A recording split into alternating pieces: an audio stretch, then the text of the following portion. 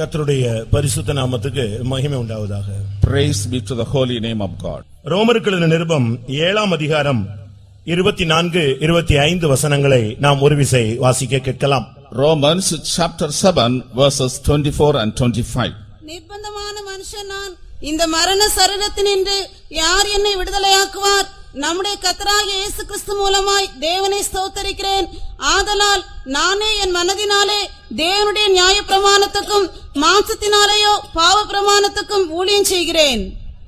கர்த்தருடைய பரிசுத்த நாமத்துக்கு மகிமை உண்டாவதாக. Praise be to the holy name of God. ஒரு மனிதன் தன்னுடைய நிர்பந்தமான நிலவரத்தை அவன் அறிக்கையிடுகிறான். Here a man is confessing about his miserable condition. நிர்பந்தமான மனுஷன் நான், யார் என்னை விடுதலையாக்குவார்? Oh wretched man that I am, who shall deliver me? இது ஒரு தனி மனிதனுடைய கூக்குரல் மாத்திரமல்ல, முழு மனித சமுதாயத்தினுடைய ஒரு கூக்குரலாக இருக்கிறது. This is not merely the cry of a single individual, it is the outcry of the whole human society. விடுதலையை நோக்கி ஒவ்வொரு மனிதனும் பயணப்பட்டு கொண்டே இருக்கிறான். Every man is making journey towards deliverance. ஒவ்வொரு மனிதனுக்கும் ஒவ்வொரு விஷயத்திலிருந்து ஒவ்வொரு காரியங்களிலிருந்து அவனுக்கு விடுதலை தேவை. Every man needs deliverance from different things. இந்த மாலை வேளையிலே ஆண்டவருடைய சன்னிதானத்தில் கடந்து வந்திருக்கிற உங்களுக்கு கூட பல காரியங்களிலிருந்து விடுதலை தேவைப்படுகிறது என்பதை ஆவியானவர் அறிந்துதான் இந்த வசனத்தின் மூலமாக இந்த மாலை வேளையிலே நம்மோடு இடைபட வாஞ்சிக்கிறார். The Spirit of God knows that you people who have assembled here, you need many things. With that intention only, the Spirit of God is dealing with this from this word of God. அவன் தன்னுடைய மனதிலே ஒரு விதமாய் ஜீவிக்கிறான், தன்னுடைய மாம்சத்திலே வேறு விதமாய் அவன் ஜீவிக்கிறான். In his mind he is living in one way, and in his flesh he is living in a different way. அவனுடைய மனதின் விருப்பத்தின்படி அவனால் வாழ முடியவில்லை. He is not able to live according to the desire of his mind. அதற்காக எவ்வளவோ அவன் முயற்சி எடுக்கிறான், அந்த முயற்சிகள் அவனுக்கு பலனளிக்காமல் போய்விட்டது. He is making a lot of efforts for that, but his efforts are useless.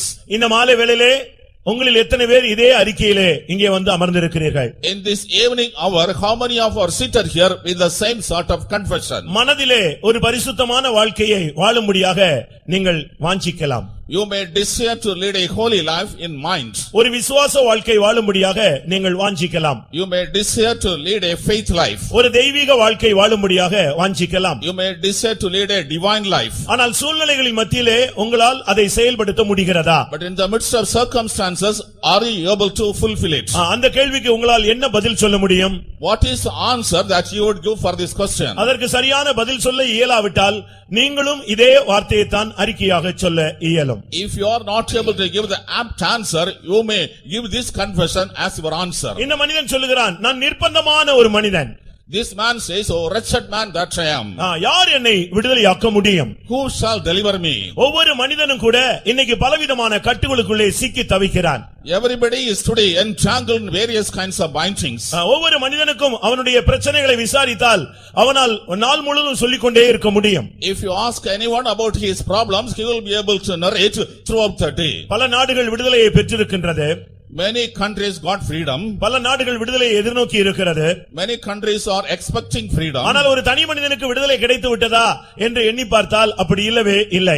But if you consider whether a single individual got freedom, it is not at all he is having freedom. ஏனென்றால் ஒரு மனிதனோடு பலவிதமான வல்லமைகள் போராடுகிறது. Because many kinds of powers are opposing against ஒவ்வொரு this man. நாளும் அவன் சில பிரச்சனைகளை சந்திக்கிறான். Every day he is facing certain problems. சில போராட்டங்களை சந்திக்கிறான். He is meeting struggles. பலவிதமான வியாதிகளை சந்திக்கிறான். He is meeting so many kinds of sickness. பலவிதமான ஆவிகளுடைய தாக்குதலை அவன் சந்திக்கிறான். He is meeting the attack of so many kinds of spirits. அப்படியானால் அவனுக்கு என்றைக்கு விடுதலை கிடைப்பது? If it is so, on which day he will get to deliverance? பிரியமானவர்களே, யார் என்னை விடுதலையாக்குவார் என்கிற ஒரு கதறலோடு ஒரு ஆத்துமாவின் ஏக்கத்தோடு நீ இங்கே வந்திருக்கிறாய் என்பதை கர்த்தர் அறிகிறார். Beloved child of God, the Lord knows that with a desire to get deliverance, with a longing to get deliverance, you are coming and seated here. அநேகருக்கு தங்களுடைய வாழ்க்கையினுடைய பிரச்சனையிலிருந்து எப்படி விடுதலை கிடைக்கும் என்று கற்பனை பண்ணி பார்க்கிறார்கள். எந்த கற்பனையிலும் கூட விடுதலை என்பது மாத்திரம் அவர்களுக்கு சாத்தியமாய் அமையவில்லை. Many are making imaginations in what way I can be delivered from my problems, but they are not able to get the true deliverance. ஏசாயா 20ஆம் அதிகாரம் 6ஆம் வசனத்தை நாம் பார்க்கும் பொழுது எப்படி நாங்கள் விடுவிக்கப்படுவோம் என்ற ஒரு கேள்வியோடு அந்த ஜனங்கள் காத்திருக்கிறார்கள். In the book of Isaiah chapter 20 verse 6, the people are waiting with what way we will get deliverance. ஏனென்றால் சில மனிதர்களை அவர்கள் நம்பி இருந்தார்கள். Because they were trusting certain people. சில வல்லமைகளை அவர்கள் நம்பி இருந்தார்கள். They trusted certain powers. ஆனால் அந்த வல்லமைகளோ அவர்கள் எதிர்பார்த்த அளவு செயல்பட முடியவில்லை. அந்த வல்லமைகளே தோற்று போய்விட்டது. But those powers could not work to the extent they expected. Those powers got defeated themselves. இப்பொழுது அவருடைய அறிக்கை என்ன தெரியுமா? Now what is their confession? நாங்கள் எப்படி விடுதலையாக்கப்படுவோம்? How we shall be delivered? இன்றைக்கும் கூட ஒவ்வொரு மனிதனும் கூட தனக்கு எப்படி விடுதலை கிடைக்கும் என்கிற ஒரு தாகத்தோடு ஏக்கத்தோடு தான் அவன் பயணப்பட்டுக் கொண்டே இருக்கிறான். Today every man is making his journey with a longing how I can get deliverance. ஆனால் இந்த நேரத்திலே சாத்தான் என்ன சொல்லுகிறான் தெரியுமா? But in this context, what does Satan say?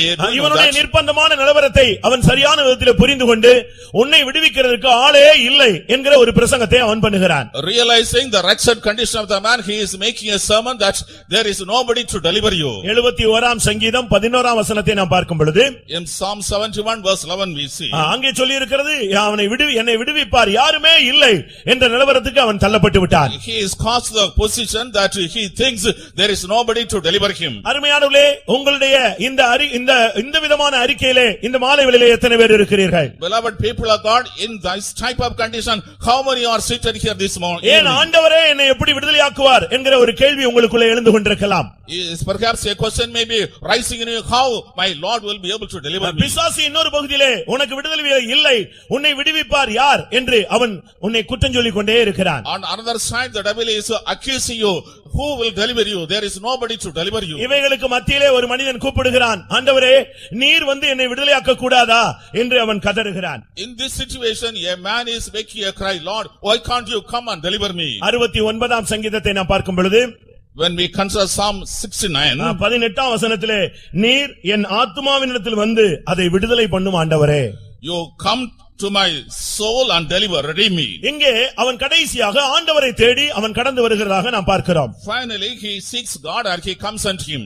அருமையானவர்களே, இன்றைக்கு உங்களுக்கு ஒரு விடுதலையின் சுவிசேஷத்தை நாங்கள் உங்களுக்கு முன்பாக வைக்கிறோம். Beloved people, we are declaring the gospel of deliverance for you this evening. எந்த சூழ்நிலையிலே அகப்பட்ட ஒரு மனிதனுக்கும் ஆண்டவராகிய இயேசு கிறிஸ்து விடுதலை அளிக்க வல்லவராய் இருக்கிறார். In whatever situation a man may be entangled, Lord Jesus Christ is able to give him deliverance. எந்த பாதையிலே போகிற மனிதனுக்கும் அவரால் விடுதலை கொடுக்க முடியும். In whatever path a man may be walking, God is able to give deliverance. ஆண்டவருக்கு அந்த விடுதலை அளிக்கக்கூடிய சக்தி உண்டு என்று விசுவாசிக்கிற கரங்களை உயர்த்தி ஒரு அல்லேலூயா சொல்லுவோம் பார்க்கலாம். அல்லேலூயா. ஆம் பிரியமானவர்களே, எந்த ஒரு மனிதனையும் அவன் யாராக இருந்தாலும் ஆண்டவரிடத்திலே வந்தால் அவனை விடுதலையாக்க அவருக்கு வல்லமை இருக்கிறது. Beloved people, whatever kind of man he may be, if he is coming unto God, the Lord has the power to deliver him. ஒரு மனிதனை விடுதலையாக்கும்படியாக அவர் இந்த உலகத்திலே விடுதலை பெற சம்மதியாமல் தன்னையே வாதிக்கப்பட அவர் ஒப்புக் கொடுத்தார். For the deliverance of the humanity, he offered himself denying deliverance. அவர் மற்றவர்களால் பிடிக்கப்பட்டு பிலாத்துவுக்கு முன்பாக நிற்கும் பொழுது பிலாத்து கேட்கிறான், உன்னை விடுதலை பண்ண எனக்கு அதிகாரம் உண்டு என்று சொன்னான். He is arrested by others and he is standing before Pilate. Pilate is asking unto him, do you know that I have the power to deliver you? யோவான் 19ஆம் அதிகாரம் 10ஆம் வசனத்திலே சொல்லுகிறான், உன்னை விடுதலை பண்ண எனக்கு அதிகாரம் உண்டு என்று சொன்னான். In John's Gospel chapter 19 verse 10 he says, I have the power to release you. யோவான் 19ஆம் அதிகாரம் 12ஆம் வசனத்திலே அவரை விடுதலை பண்ண அவன் வகை தேடிக்கொண்டே இருந்தான். In John's Gospel chapter 19 verse 12 he was seeking ways to deliver him. ஆனால் அவர் தன்னை விடுதலைக்கு ஒப்புக் கொடுக்கவில்லை. But he did not submit himself to deliverance. முழு மனு குலத்தையும் விடுதலை பண்ணும்படியாக அவர் விடுதலை பெற சம்மதியாமல் தன்னையே வாதிப்புக்காக அவர் ஒப்புக் கொடுத்தார். In order to deliver the whole humanity, he did not want deliverance, but he surrendered himself to affliction. அதனால்தான் நாங்கள் சொல்லுகிறோம், ஒரு மனிதனை விடுதலையாக்க ஆண்டவராகிய இயேசு கிறிஸ்துவுக்கு வல்லமையும் அதிகாரமும் அவருக்கு மகிமையும் மாட்சிமையும் இருக்கிறது. That is why we are proclaiming our Lord Jesus Christ is having the power and authority and the praise and honor to deliver any man. பல நூற்றாண்டுகளாக அடிமைப்பட்ட ஒவ்வொரு தேவனுடைய பிள்ளைகளையும் சந்திக்க முடியாகத்தான், விடுதலையாக்க முடியாகத்தான் தேவன் மனிதனாக இந்த பூமியிலே கடந்து வந்தார். God took the form of a man and came in the world in order to give deliverance for the humanity for the past many ages and years. தன்னுடைய சாயலாக, தன்னுடைய ரூபமாக உருவாக்கப்பட்ட மனிதன் அவைகளை விட்டு விலகி அடிமைத்தனத்துக்குள்ளே சிக்கி போன பொழுது அவனை விடுதலையாக்கும்படியாகத்தான் காலா காலமாக தேவன் கிரியை செய்தார். Man who was created in the image and likeness of God, when he drifted away from God, God was working his various Jesus to deliver him somehow or other. அதற்காக அவர் எவ்வளவோ தீர்க்கதரிசிகளை அனுப்பி பார்த்தார். For that he has sent many prophets. ராஜாக்களை ஏற்படுத்தி பார்த்தார். He has raised kings. ஆசாரிய ஊழியங்களை ஏற்படுத்தி பார்த்தார். He has ordained priesthood ministry. மனசாட்சியின் ஊடாக கிரியை செய்து பார்த்தார். He works through conscience. ஆனால் எவைகளும் பலனளிக்கவில்லை. But nothing did yield the fruit. மனிதனோ மறுபடி அடிமைத்தனத்துக்குள்ளே போய்க்கொண்டே இருந்தானே தவிர விடுதலை அவனுடைய வாழ்விலே சாத்தியமாக இல்லவே இல்லை. Man was going and again into captivity, and deliverance was not possible in his life. ஆனால் கடைசியாக சுமார் 2000 ஆண்டுகளுக்கு முன்பாக ஆண்டவராகிய இயேசு கிறிஸ்து மனிதனுடைய விடுதலைக்காக இந்த பூமியிலே கடந்து வந்தார். Finally, nearly 2000 years back, Lord Jesus Christ came to the world for the deliverance of the humanity. அவருடைய பார்வையிலே மனிதனுக்கு விடுதலை கிடைத்தது. By his sight, man was able to get deliverance. அவருடைய வார்த்தையினாலே மனிதனுக்கு விடுதலை கிடைத்தது. By his word, man could get to deliverance. அவருடைய சமூகத்தினால் மனிதனுக்கு விடுதலை கிடைத்தது. By his presence, man was able to get deliverance. அவருடைய வல்லமையினால் ஒரு மனிதனுக்கு விடுதலை கிடைத்தது. By his power, a man was able to get deliverance. அவர் சிந்தின இரத்தத்தினால் ஒரு மனிதனுக்கு விடுதலை கிடைத்தது. By the blood he shed, a man could get deliverance. அன்றைக்கு மாத்திரமல்ல, இன்றைக்கும் கூட ஒவ்வொரு மனிதனையும் விடுவிக்கும்படியாக ஆண்டவருடைய வல்லமை இந்த மைதானத்திலும் ஆளுகை செய்து கொண்டிருக்கிறார். Not only on that day, even today, the power of the Lord Jesus Christ is ruling over this Maidan in order to give deliverance to people. இன்றைக்கு ஒரு மனிதன் தன்னுடைய விடுதலைக்காக எந்த விதமான கிரயத்தையும் செலுத்த வேண்டியதில்லை. ஆண்டவராகிய இயேசு கிறிஸ்து அவனுடைய விடுதலைக்காக அவர் தன்னுடைய சொந்த இரத்தத்தை சிந்தி ஜீவனையே அவர் வார்த்து விட்டார். Today a man need not offer any kind of price for his deliverance, because Lord Jesus Christ himself has shed his own precious blood and offered his body for the redemption of the humanity. ஏசாயா 49 அதிகாரம் 13 வசனத்தை பார்க்கும் பொழுது கிரயமில்லாத ஒரு விடுதலையை ஆண்டவராகிய இயேசு கிறிஸ்து கட்டளையிட்டார். In the book of Isaiah chapter 49 verse 13, Lord Jesus Christ commanded deliverance without any price. கர்த்தருடைய பரிசுத்த நாமத்துக்கு மகிமை உண்டாவதாக. Praise be to the holy name of God. அருமையானவர்களே, உங்களில் எத்தனை பேருக்கு விடுதலை தேவை? Beloved people of God, how many of you want deliverance? எத்தனை பேருக்கு மனதிலே ஒரு விடுதலை தேவைப்படுகிறது? How many of you need deliverance in mind? உங்களுடைய வாழ்க்கையிலே நீங்கள் போகிற பாதையில் உள்ள கட்டுகளில் இருந்து உங்களில் எத்தனை பேருக்கு விடுதலை தேவைப்படுகிறது? How many of you want deliverance from the bindings in the path in which you are walking? உன்னோடு போராடுகிற வல்லமையில் இருந்து உங்களில் எத்தனை பேருக்கு விடுதலை தேவைப்படுகிறது? How many of you want deliverance from the powers which are fighting against you? நீங்கள் தேவனுடைய வார்த்தையை கவனியுங்கள். இந்த கூட்டம் முடியறதுக்குள்ளே ஆவியானவர் தம்முடைய வல்லமையினால் உங்களை விடுதலையாக்க அவர் வல்லமையோடு வந்திருக்கிறார். Listen to the word of God. Before the meeting ends, the Spirit of God is able to powerful to deliver you from your problems. ஏனென்றால் தேவனுடைய வார்த்தை அந்த சத்தியம் ஒரு மனிதனை விடுதலையாக்கக்கூடிய சக்தி உள்ளதாக இருக்கிறது. Because the word of God, the truth is having the power to deliver a man. அவர் சிலுவையிலே சிந்தின இரத்தம் ஒரு மனிதனை விடுதலையாக்கக்கூடியதாக இருக்கிறது. The blood he has shed on the cross is able to deliver a man. அவர் அனுப்பினதான பரிசுத்த ஆவியானவர் ஒரு மனிதனை விடுதலையாக்கக்கூடிய சக்தி உள்ளவராய் இருக்கிறார். The Spirit of God whom he has sent is able to deliver a man. ஒரு மனிதனை விடுதலையாக்க பல விதங்களிலே தேவன் கிரியை செய்கிறதை நாம் பார்க்கலாம். God is working in various ways to deliver a man. வார்த்தையினால், சத்தியத்தினால், by the word, by the truth, பரிசுத்த ஆவியினால், by the Holy Spirit, தன்னுடைய குமாரன் மூலமாக நேரடியான ஒரு விடுதலையை அவர் கட்டளையிடுகிறார். through his son directly he is commanding a deliverance. எல்லாவற்றுக்கும் மேலாக ஒரு மனிதனை கிருபையினால் அவர் விடுவிக்கிறார் என்று சங்கீதத்திலே நாம் வாசிக்கிறோம். Above all that, in the book of Psalms we read that he is delivering a man by his grace. ஒரு மனிதனுடைய விடுதலையை குறித்து நாம் இந்த நாட்களிலே தொடர்ச்சியாக நாம் காண போகிறோம். Continuously we are going to meditate about the deliverance of a man. எவைகளில் இருந்து ஒரு மனிதனுக்கு விடுதலை தேவை? From whatever things a man needs a deliverance. உங்களில் எத்தனை பேருக்கு அப்படிப்பட்ட விடுதலைகள் இருக்கிறது? How many are having such a deliverance today? ஒருவேளை நீங்கள் நன்றாக இருப்பது போல உங்களுக்கு தோற்றம் அளிக்கலாம். Perhaps it appears that you are well off. இல்லாவிட்டால் நன்றாக இருக்குது போல ஒரு தோற்றத்தை நீங்கள் ஏற்படுத்திக் கொள்ளலாம். Or you may create an appearance that you are good. ஆனால் எத்தனை பேர் அடிமைத்தனத்தில் இருக்கிறீர்கள் என்பது உங்களுக்கே தெரியாது. But you do not know that how many of you are in captivity. ஒவ்வொரு மனிதனையும் அடிமைத்தனத்துக்குள்ளே இழுக்கும்படியாகத்தான் இந்த வல்லமைகள் போராடி கொண்டே இருக்கிறது. These powers are working so that the people may be made in captivity. இன்றைக்கு எத்தனை பேர் இன்றைக்கு விடுதலையை வாஞ்சித்து வந்திருக்கிறீர்கள்? Today how many of you desire deliverance and come? ஆண்டவருடைய சமூகத்திலே விடுதலையோ வாஞ்சித்து நீங்கள் வந்திருந்தால் நீங்கள் இந்த தேவனுடைய வார்த்தையை கவனித்துக் கொண்டே வாருங்கள். இந்த வார்த்தையை கேட்கும் பொழுதே ஒரு விடுதலையின் வல்லமை உங்களை சந்திக்கும் என்று நான் விசுவாசிக்கிறேன். You have come with a desire to get deliverance. You listen to the word of God. In the end, you will be able to get deliverance by the power of the word of God. யார் என்னை விடுதலையாக்குவார்? Who shall deliver me? உன்னுடைய தகப்பனுக்கு விடுதலையாக்க சக்தி உண்டா? Is your father having the power to உன்னுடைய deliver you? தாய்க்கு நீ போகிற பாவ போராட்டத்திலிருந்து உன்னை விடுவிக்க சக்தி உண்டா? Is your mother having the power to deliver you from the affliction of நீ sin that போகிற you are passing? மார்க்கத்துக்கு உன்னை விடுதலையாக்க சக்தி உண்டா? Is the religion that you follow has the power to deliver நீ you? சில மனிதர்களை பின்பற்றி போகிறாயே அவர்களுக்கு உன்னை விடுதலையாக்க சக்தி உண்டா? You are following certain men, are they able to deliver you? நீ கற்றுக்கொண்டு வருகிறாயே ஞானம் அந்த தத்துவம் அவைகளினால் உன்னை விடுதலையாக்க முடியுமா? You are learning wisdom and philosophy, are they able to deliver you? ஒரு தனி மனிதனை விடுதலையாக்க வேண்டுமானால் ஆண்டவராகிய இயேசு கிறிஸ்துவினால் மாத்திரமே முடியுமே தவிர வேறு எந்த சக்திக்கும் மனிதனை விடுதலையாக்க சக்தி இல்லை. Only Lord Jesus Christ is having the power and authority to deliver any man, and no other man has power has delivered to man.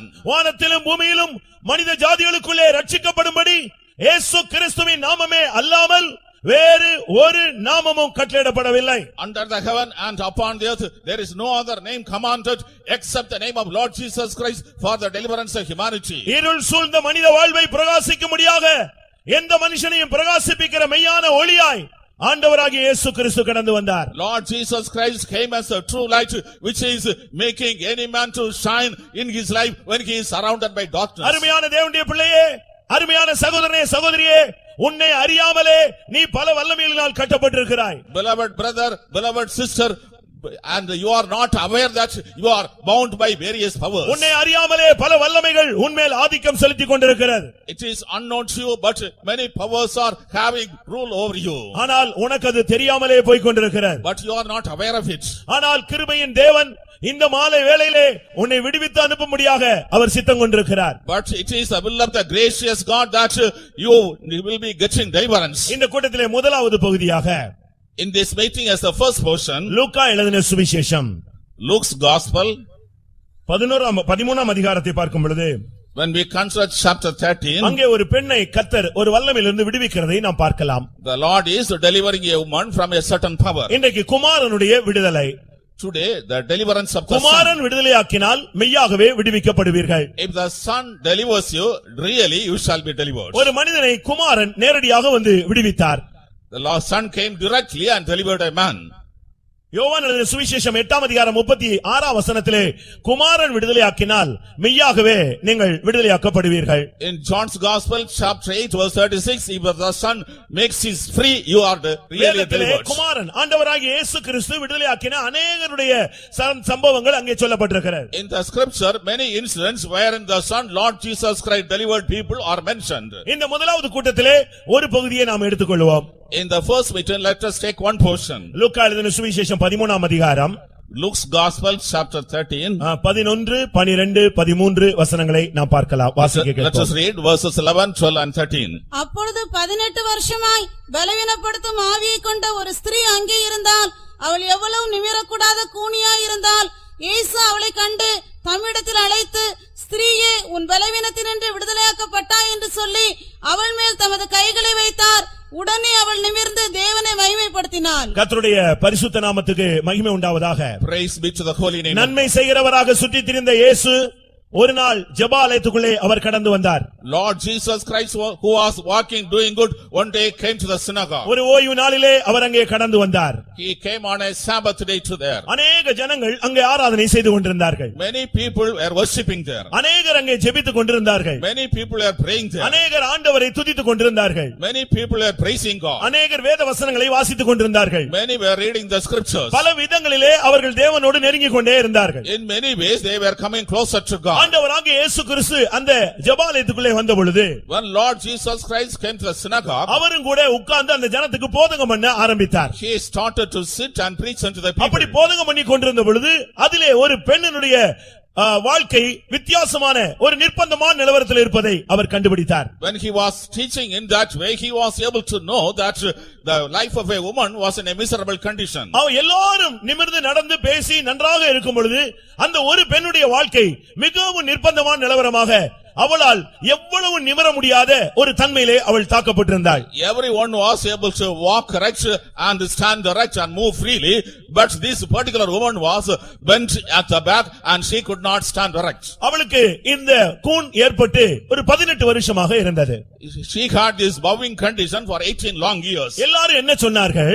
What others say? அவளுக்கு ஸ்பைனல் கார்டுல ஒரு ஸ்திரத்தன்மை, ஒரு ஸ்ட்ராங்கான தன்மை இல்ல. அவளுடைய பலவீனம், அவளுக்கு நல்ல ஆகாரம் இல்ல, ஏதோ ஒரு வியாதி அவளை அப்படியே கூனையாக மாற்றி விட்டது. She has no balance in the spinal cord. Something is wrong in the spinal cord. Therefore, she is bowed down. அவளுக்கு இனிமேல் நிமிரவே முடியாது. She cannot stand erect hereafter. ஏனென்றால் எவ்வளவு முயற்சி எடுத்திருக்கிறாள். She took a lot of efforts.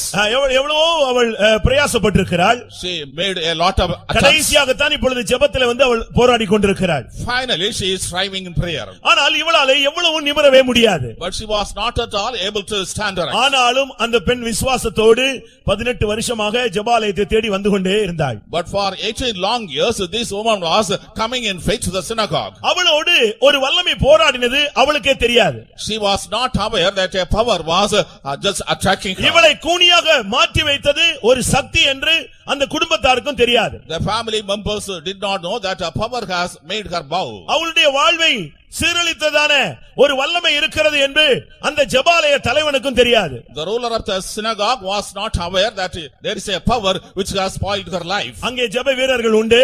There were prayer warriors. அங்கே ஜெபிக்கக்கூடிய தலைவர்கள் உண்டு. There were prayer leaders. வாக்குத்தத்தங்களை சொல்லி ஜெபிக்கிறவர்கள் உண்டு. There are who are telling the ஆண்டவரை promises. ஆவியிலே மகிமைப்படுத்துகிற அநேகர் உண்டு.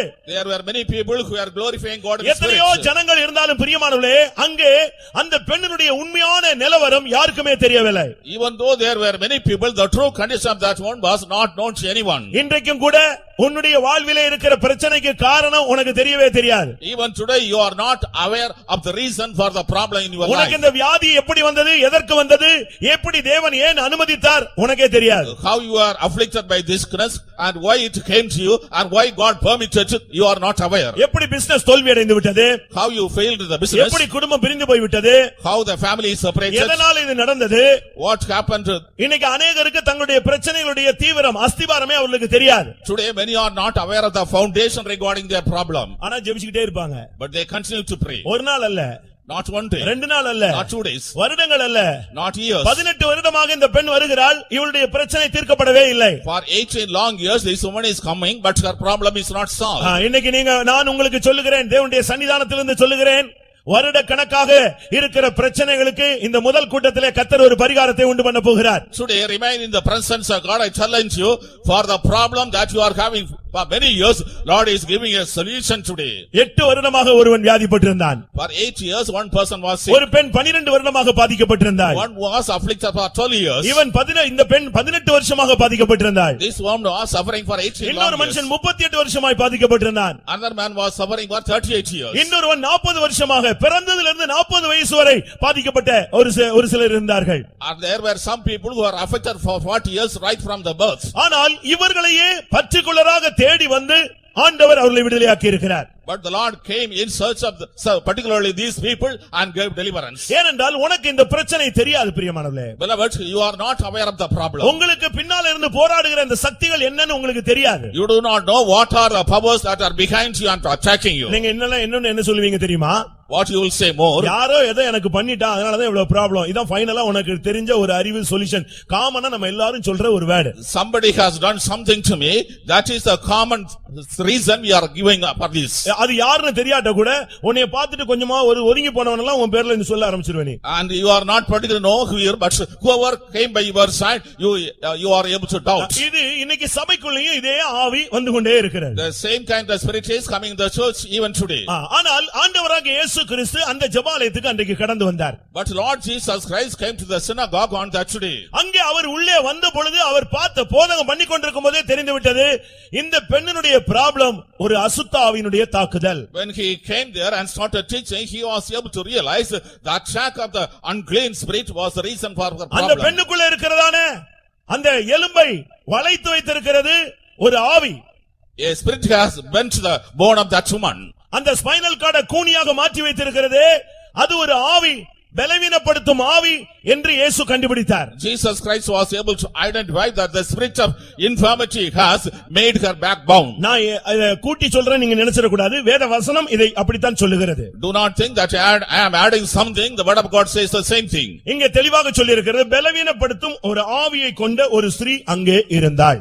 It is written clearly, there was a woman which had a spirit of லூக்கா 13:11 அந்த வார்த்தை தெளிவாக சொல்லப்பட்டிருக்கிறது. In Luke's Gospel, chapter 13, verse 11, it is very clear. லூக்கா 13:14 அங்க பார்க்கும் பொழுது, In 13 and 14 we read. 16 அங்கே நாம் வாசிக்கும் பொழுது, In 16 we read. சாத்தான் 18 வருஷமாய் அவளை கட்டி வைத்திருந்தான் என்று இயேசு சொன்னார். Jesus said Satan has bound her for 18 long years. பிரியமானவர்களே, அவளால் நிமிர்ந்து நிற்க முடியாமல், நிமிர்ந்து நடக்க முடியாமல், நிமிர்ந்து பார்க்க முடியாமல் அவளை அந்த நிர்பந்தமான நிலவரத்துக்கு தள்ளி வைத்திருந்தது ஒரு ஆவி.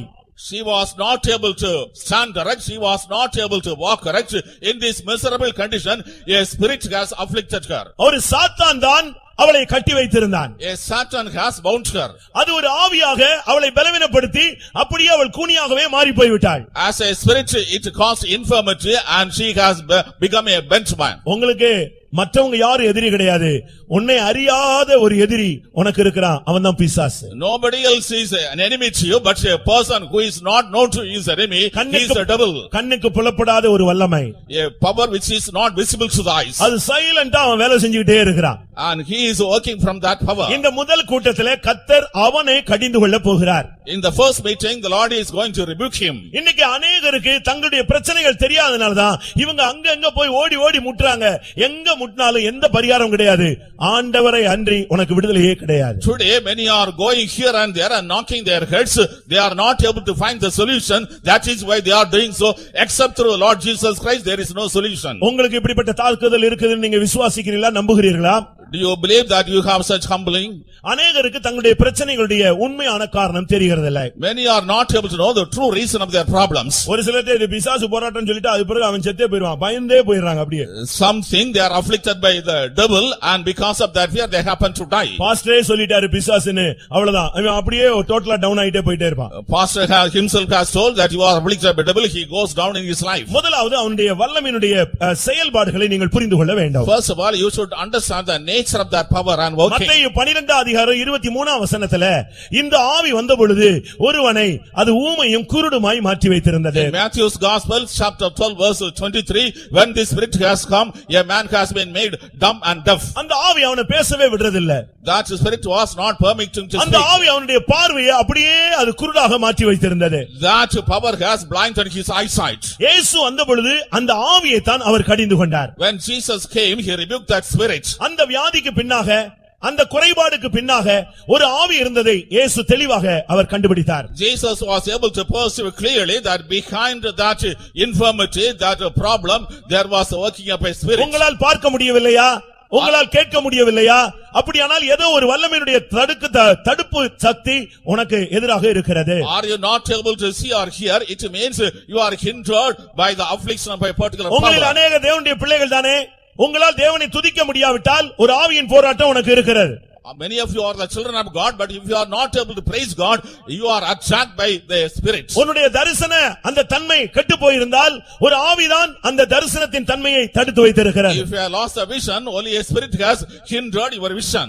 மத்தேயு 15:22 பார்க்கும் பொழுது, Matthew's Gospel, chapter 15, verse 22. அந்த ஆவி வந்த பொழுது அந்த பெண் ஒரு கொடிய வேதனையிலே அந்த மனுஷன் தள்ளப்படுகிறான். When that spirit came, that man was caused into a serious agony. இந்த ஆவி அவனுடைய வேதனையை கூட்டிக் கொண்டே வருகிறது. The spirit was increasing his pain. ஒரு கொடிய வேதனைக்குள்ளே அவன் வந்த பொழுது அவன் விசுவாசத்தை விட்டு விடுகிறான். உலக வாழ்க்கையே வேண்டாம் என்கிற ஒரு தற்கொலையின் வல்லமைக்கு தள்ளப்படுகிறான். When he is coming to a serious agony and pain, he desires to end his life in the world and he comes to the mood of committing suicide. பிரியமானவர்களே, உங்களில் எத்தனை பேருக்கு இப்படிப்பட்ட பாதிப்புகள் இருக்கிறது? Beloved people, how many of have this kind of attack? அந்த ஆவி வந்துச்சுன்னா நல்லா இருக்கிற வீடு கூட கல்லறை போல மாறிவிடும். If that spirit comes, even the house which is good will become a tomb. Mark 9:25 பார்க்கும் பொழுது ஊமையும் செவிடுமான ஆவியே என்று இயேசு அந்த ஆவியை கடிந்து கொண்டார். In Mark's Gospel, chapter 9, verse 25, Lord Jesus Christ has rebuked the spirit, oh deaf and dumb spirit. அந்த கர்த்தருடைய வார்த்தையை கூட கேட்க விடாமல் தடுக்கக்கூடிய ஒரு வல்லமை இருக்கிறது. There is a power which is preventing from hearing the word of God itself. இன்றைக்கு எத்தனை பேர் பிரியமானவர்களே இப்படிப்பட்ட ஆவிகளுடைய போராட்டங்களோடு நீங்கள் வாழ்க்கை பயணத்தை தொடர்ந்து கொண்டே இருக்கிறீர்கள்? Beloved people, how many are continuing your life's journey with the attack of such kind of spirit? பிசாசோடு வாழ்க்கை பயணத்தில் நீங்கள் போய்க்கொண்டே இருக்கிறீர்களா? Are you proceeding along with the devil in your life journey? ஆவிகளுடைய தாக்குதலோடு இந்த பாதையில நீங்கள் போய்க்கொண்டே இருக்கிறீர்களா? Are you walking in that path along with the attack of the spirits? இந்த ஆவி உங்களுடைய குடும்பத்திலே களையை விதைக்கிறது. This spirit is sowing the chaos in your family. இந்த ஆவி உங்களுடைய குடும்பத்தை கலக்க ஆரம்பிக்கிறது. This spirit starts troubling your house. இந்த ஆவி உள்ளே வரும் பொழுது உன்னுடைய குடும்பத்தை அலைக்கழிக்க ஆரம்பிக்கிறது. When this spirit comes into your family is tossed. பிரியமானவர்களே, உங்களில் எத்தனை பேருக்கு இப்படிப்பட்ட தாக்குதல் இருக்கிறது என்று உங்களுக்கு தெரியும்? Beloved people of God, how many of you have this kind of attack? You know that. அது வியாதி அல்ல. வியாதிக்கு பின்னணியிலே ஒரு வல்லமை இருந்து போராடி கொண்டே இருக்கிறது. It is not a disease, but behind the disease there is a power working. இந்த வல்லமை உன்னை எப்படியாயினும் அழித்து விடும்படியாக தீயில் தண்ணீரில் ஏதாவது ஒரு இடத்துல உன்னை தள்ளிக்கொண்டே இருக்கிறது. This power is trying to destroy you so that it is casting you to fire or water. பிரியமானவர்களே, உங்களில் எத்தனை பேர் இப்படிப்பட்ட பாதிப்புக்குள்ளே இருக்கிறீர்கள்? Beloved people of God, how many of such kind of affliction? இந்த பெண் இந்த பாதிப்போடு 18 வருஷமாக வாழ்க்கையை ஓட்டி விட்டாள். This woman has extended her life for 80 years with such a kind of. அவளுக்கு எப்படியோ இந்த ஜெபாலயத்துக்கு போகணும்ங்கற ஒரு தூண்டுதல் மாத்திரம் இருந்து கொண்டே இருந்தது. But he got an inspiration to go to the synagogue at least. ஒருவேளை கர்த்தரை விடுதலையாக்குவார் என்கிற ஒரு நம்பிக்கை அவளுக்கு இருந்திருக்கலாம். Perhaps she might have the hope that God would deliver her. என்றைக்காவது உன்னை ஒரு நாள் என்னை நிமிர்ந்து நடக்க வைக்க மாட்டாரா என்கிற ஒரு தவிப்பு அவளுக்குள்ளே இருந்திருக்கலாம். She might have a longing, will not God make me walk correct at least one day? நான் ஒன்றை உங்களுக்கு சொல்லுகிறேன், தேவனுடைய சர்வ வல்லமையை நீங்கள் விசுவாசிக்க வேண்டும். I tell one thing unto you, you should believe the almighty power of God. தேவனுடைய வல்லமையை நீங்கள் பரிபூர்ணமாய் விசுவாசிக்க வேண்டும். You should believe perfectly the power of God. எந்த சூழ்நிலையிலும் தேவனுக்கு கிரியை செய்ய முடியும். In whatever situation may be, God is able to work. எந்த சூழ்நிலையிலும் அவரால் அந்த இடத்துல வந்து உங்களுக்கு அற்புதங்களை செய்ய முடியும். Whatever may be the situation, God can come and do wonders in your life. நான் ஒரு மேகசின்ல படித்த ஒரு சம்பவத்தை நான் எல்லா கூட்டங்களிலும் சொல்லி வருகிறேன். I read a thing in the magazine, I am telling in all the meetings. உண்மையாக நடந்த ஒரு சம்பவம். It is a true incident. வெளிநாட்டிலே ஒரு குழந்தை பிறக்கிறது. In a foreign country, a child is born. அந்த பிள்ளைக்கு ஒரு சரியான வளர்ச்சியே இல்லை. That child has not a proper growth. அந்த பிள்ளை வளர்ச்சி இல்லாம ஒரு குறிக்கப்பட்ட வளர்ச்சியோடு அது வளர்ச்சி நின்று விட்டது. It is not able to grow up to a particular level, the growth stops. ஏதோ அரைகுறையா பேசுவான். It is able to talk in a half way. அந்த தாய் அவனை பராமரித்து ஒரு நிர்பந்தமான நிலவரத்துக்கு தள்ளப்பட்டு விட்டாள். Mother was taking care of the child, taking the and caused a miserable condition. இந்த பிள்ளை வளர்ந்து அந்த வயசு போய்க்கொண்டே இருந்தது. The age of the child was increasing. 8 வயசு அந்த பிள்ளைக்கு வந்தது. அந்த பிள்ளையினுடைய வளர்ச்சி 3 வயசு வளர்ச்சி. The child attained the age of 8, but the growth is the growth of a 3 years child. அந்த தாய் இந்த பிள்ளையை கொன்று போடலாம் என்று மனதிலே சிந்தித்தாளாம். The mother thought in her mind to kill that child. இந்த பிள்ளை இனிமே வச்சு நம்ம காலத்துக்கு பிறகு யார் பராமரிக்க முடியும்? Who will take care of the child after her life? அந்த நிலவரத்துக்கு அவள் தள்ளப்பட்டிருந்தாள். She was caused this condition. இந்த பிள்ளையை அவ கொன்றுவா அப்படின்னு தெரிஞ்ச உடனே அந்த தாயினுடைய தாய் வந்து பிள்ளை அநியாயமா கொன்றாத என்னிடத்துல குடுன்னு சொல்லி அவங்க கொண்டு போயிட்டாங்க. The grandma, when she saw that the mother was about to kill the child, she said to you, give the child to me, and she took the child. அவங்க போய் வளர்த்துக்கிட்டே வந்தாங்க. She was bringing up that child. ஆனா அந்த 3 வயது வளர்ச்சியை தாண்டி அந்த பிள்ளை வளரவே இல்ல. But the child could not grow beyond the growth of 3 years. அவங்க ஒரு 8 வருஷம் வளர்த்தாங்க. She brought up for 8 years. இப்ப 16 வயது. Now the age is 16. இப்ப அவங்களுக்கு வயசாயிருச்சு. ஐயோ அவ அன்னைக்கே கொல்றேன்னு சொன்னா நம்ம அதை விட்டுட்டு அவளை கொண்டு வந்துட்டோம். இப்ப நமக்கு வயசாயிருச்சு. இந்த பிள்ளையை யார் பராமரிக்க முடியும்? என்ன ஆக போறான்? இவனுடைய ஃபியூச்சர் எப்படி இருக்கும்னு ரொம்ப கலங்கினாங்க. Now she is aged. Mother was attempted to kill her, but after my lifetime who will take care of? And she was caught in such a problem. இந்த நேரத்துல சில பாஸ்டர்ஸ் வந்து ஜெபிச்சிட்டு போனாங்க. At that time certain pastors came and prayed. ஒரு நாள் ஒரு pastor வந்து அந்த பையன்கிட்ட பேசினார். One day a pastor came and spoke to the boy. அவனுக்கு விசுவாசத்தை ஊட்ட ஆரம்பித்தார். The Lord started increasing his faith. அவனுக்கு அதுக்கு பிறகு இயேசுவை கூப்பிட ஆரம்பித்தான். He started calling upon Jesus. ஒரு நாள் அந்த பாட்டி இல்லாத நேரத்துல ஒரு தரிசனம். One day when the grandma was not there, he saw a vision. ஆண்டவர் வந்து அவன்கிட்ட டைரக்டா பேசினார். The Lord came and spoke directly to நீ him. சுகமடையும்படி விரும்புகிறாயா? Do you want to be healed? ஆமா ஆண்டவரேன்னு சொன்னான். He said, yes Lord. அப்படியானால் இந்த ஞாயிற்றுக்கிழமை நீ சுகமாகி விடுவிக்கப்பட்டு நீ என்னுடைய ஆலயத்துக்கு போவாய்ன்னு சொன்னார். If it is so, on this Sunday, you shall be healed, you shall be delivered, and you shall go to my நீ church. தேவனுடைய ஆலயத்துக்கு போகக்கூடிய Dress எல்லாம் ரெடி பண்ணிக்கோன்னு சொன்னாராம். You make ready all the dress, go to the church of God. எப்படி இருக்கும்? How is it? இவன் பாட்டி வந்த உடனே ரொம்ப சந்தோஷத்துல இயேசு வந்தாரு என்கிட்ட பேசினாரு, இந்த வாரம் ஞாயிற்றுக்கிழமை நான் சர்ச்சுக்கு போறேன்னு சொன்னான். When the grandma came, he was very happy. He told Jesus came, he spoke to me, this Sunday I am going to attend the church. அந்த பாட்டிக்கு கொஞ்சம் கூட விசுவாசம் இல்ல. That grandma did not have even little faith. இவன் முகத்துல கொஞ்சம் பிரகாசத்தை பார்த்த உடனே இவன் 16 வயசுக்கு 3 வயசு மாதிரி இருக்கிறான். இவன் ஏதோ ஒரு வெளிச்சத்தை பார்த்துட்டான், அதனால கொஞ்சம் பிரைட்டா இருக்கான். ஒருவேளை சாக போறான் போல இருக்கு, அதனால கொஞ்சம் ஷைனா இருக்கான்னு நினைச்சாங்க. She thought, seeing the brilliance shining on the face, he is just 3 years old, but she sounds like that is happy. ஆனா இவன் சொன்னா, எனக்கு 16 வயசுக்குள்ள Dress, பையனுக்குள்ள Dress வாங்கிட்டு வான்னு சொன்னான். But he said, you bring the clothing that is fit for a 16-year-old. சரி, அவன சாக போறான், ஏதோ முடிவு வரப்போகுது. அவனுடைய ஆசைக்காக 16 வயசு பையனுக்குள்ள கோட் ஷூட்லாம் வாங்கி வந்து வச்சிருக்கான். He is going to die to satisfy his last desire. She brought the coats and suit that is belonging to the 16-year child. உங்களுடைய விசுவாசத்துக்காக நான் இதை முன் வைக்கிறேன். I place this for your faith. Sunday இந்த பாட்டி அந்த பையனை பாத்துக்கிட்டே இருக்காங்க, சர்ச்சு போகல, பாத்துக்கிட்டே இருக்காங்க இவனுக்கு என்ன நடக்குது. On Sunday the grandma was watching how he is going to the church. ஒரு மாற்றமும் இல்ல. There was no change. 8:20 வரைக்கும் பார்த்தாங்க.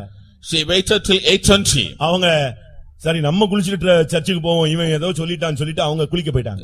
She said, let me take bath and go to the church. இவங்க போன உடனே அதே தரிசனம் அவனுக்கு நேரடியாக இயேசுவே உள்ள வந்துட்டாரு. When she went, the same vision she மகனே got. எழுந்திருன்னு சொன்னாரு. Jesus said to my son, rise up. அவன் அப்படியே அந்த 3 வயது குழந்தை அப்படியே 16 வயது ஒரு வாலிபனாக எழும்பி நின்றான். That 3-year child grew to be a 16-year child. அவ்வளவுதான், அவனை ஆசீர்வதிச்சிட்டு அவர் கிராஸ் பண்ணி போயிட்டார். The Lord blessed him and went away. இவன் உடனே போய் பாட்டி வாங்கி வச்சிருந்த அந்த 16 வயசுக்குள்ள Dress எல்லாம் எடுத்து மாட்டி அழகா நின்னுட்டு இருந்தான். He was putting on the dress that the grandma bought for a 16-year child. அவங்க பாட்டி உள்ள வந்தாங்க, இங்க வித்தியாசமான ஒரு ரூபத்துல ஒரு பையன் நிக்கிறான். The grandma came, he was able to தம்பி see. நீ யாருன்னு கேட்டாங்க. She asked, who are you? பாட்டி நான் தான் அப்படின்னு சொன்னான். He said, it is I. எத்தனை பேர் விசுவாசிக்கிறீர்கள் பிரியமானவர்களே? How many of you believe, beloved? இயேசு ஜீவிக்கிறார் என்று எத்தனை பேர் விசுவாசிக்கிறீர்கள்? How many of you Jesus is alive? யார் தெரியுமா அந்த நபர்? Who is that individual? வெளிநாட்டுல பிரசித்தி பெற்ற ஒரு ஊழியக்காரர், நீங்க கேள்விப்பட்டிருப்பீங்க, உங்க பிள்ளைகளுக்கு கூட பேர் வச்சிருப்பீங்க, கென்னத்னு சொல்லி. கென்னத் ஹேகின் தான் இந்த ஆளு. Kenneth is a renowned evangelist in the foreign country and வெளிநாட்டுல வல்லமையாய் ஊழியம் செய்து 16 வயதிலே சுகமாக்கப்பட்டு 86 வயதிலே அவர் ஓட்டத்தை முடித்தார். he ministered powerfully in the foreign countries. He was healed at the age of 16. He ended his race at 86. 16 வயதிலே கர்த்தர் அவனை சுகமாக்கினார். 70 வருஷம் அதற்கு பின்பு ஊழியம் செய்தார்.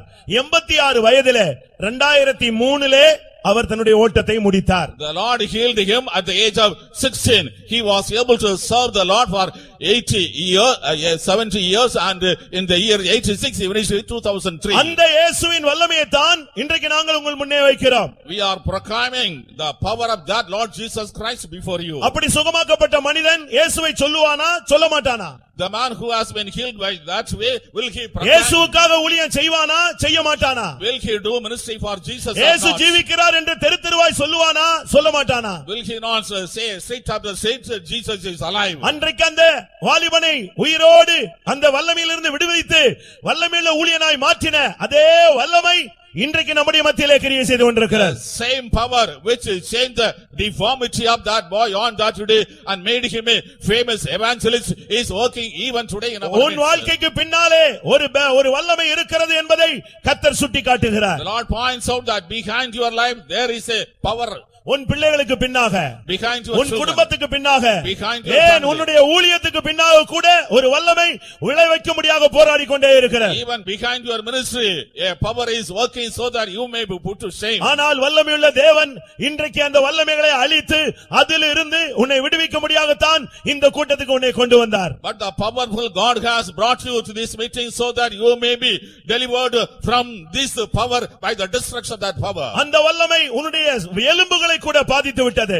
That power has even afflicted your உன்னுடைய bones. வாழ்க்கையை நிமிர்ந்து பார்க்க விடாமல் உன்னை தலைகுனிய வைத்து விட்டது. You are not able to walk erect. It has made you to bow and இன்னைக்கு நீ bend. தலை நிமிர்ந்து நடக்க முடியாமல் வெட்கத்தோடும் துக்கத்தோடும் மனிதர்களுக்கு முன்பாக நீ சுற்றி திரிகிறாய். You are not able to walk erect today with the shame. You are walking before men. அந்த ஆவி அந்த பெண்ணை அப்படியே முடக்கி போட்டு விட்டது. That spirit has made that woman bent. ஆனாலும் அவள் நம்பிக்கையோடு கர்த்தரை தேடி வந்து கொண்டே இருந்தாள். But with the trust she was coming and seeking God. வாழ்க்கையிலே எவ்வளவோ போராட்டங்கள் இருந்தாலும் இந்த மாலை வேளையிலும் நீ தேவனை விசுவாசித்து இங்கே வந்தபடினால் உன்னுடைய வாழ்க்கையிலே போராடுகிற அந்த ஆவியை அவர் நிர்மூலம் பண்ண போகிறார். Even though you had many afflictions in your life, as you believed God and believed and trusted the word of God and came, the Lord is going to give deliverance from that power. அந்த ஆவி என்ன செய்தது தெரியுமா? What the spirit did? அவளை பலவீனப்படுத்தினார். It made her weak. இன்னைக்கு நீங்க விசாரிச்சு பாருங்க, எல்லாருமே வீக்னு ஒரு சர்டிபிகேட் கொடுத்துருவீங்க. And if டாக்டர் சொல்ல வேண்டாம், நீங்களே சொல்லிடுவீங்க எல்லாரும். If you ask, you will give a certificate, not doctor, that everybody is weak. நீங்க ரொம்ப வீக்கா இருக்கீங்கன்னு நீங்களே எல்லாருக்கும் முன்னால சொல்லிக்கிட்டே இருக்கீங்க. அப்படியாவது ஒரு அனுதாபம் கிடைக்குமான்னு சொல்லி. Before everyone you are making this confession that I am weak. You want to get some kind of help from God. காலையில எழும்பாததுக்கு ஒரு reason weakness. Not you are not getting early in the morning, you are giving a reason அந்த for that வேலையை அந்த weakness. நேரத்துல செய்யாதது அது ஒரு weakness. You are not attending the duties at the proper time. ஊழியத்தை செய்ய வேண்டிய நேரத்துல செய்யாதது அதுக்கு ஒரு காரணம், என்னால முடியல, அது ஒரு weakness. You are not doing the ministry at the right time, for that you are giving a reason, it is your weakness. சரி, ஒரு 60 வயசு அவங்க வீக்னஸ் சொன்னா பரவாயில்ல, 16 வயசும் அதே ஸ்டேட்மென்ட் தான் கொடுக்கறாங்க. At the age of 60, if you are weak, doesn't matter. Even at the age 16, you are giving the same statement. எல்லாருக்குமே இந்த பலவீனத்தின் ஆவி தாக்கி இருக்கிறது. அதை தான் நான் உங்களுக்கு முன்பாக சொல்ல விரும்புகிறேன். Everybody has been attacked by this power of infirmity. That is, I want to place இந்த ஆவி உன்னுடைய குடும்பத்தையே பலவீனப்படுத்திக் கொண்டிருக்கிறது. That spirit has made your family weak.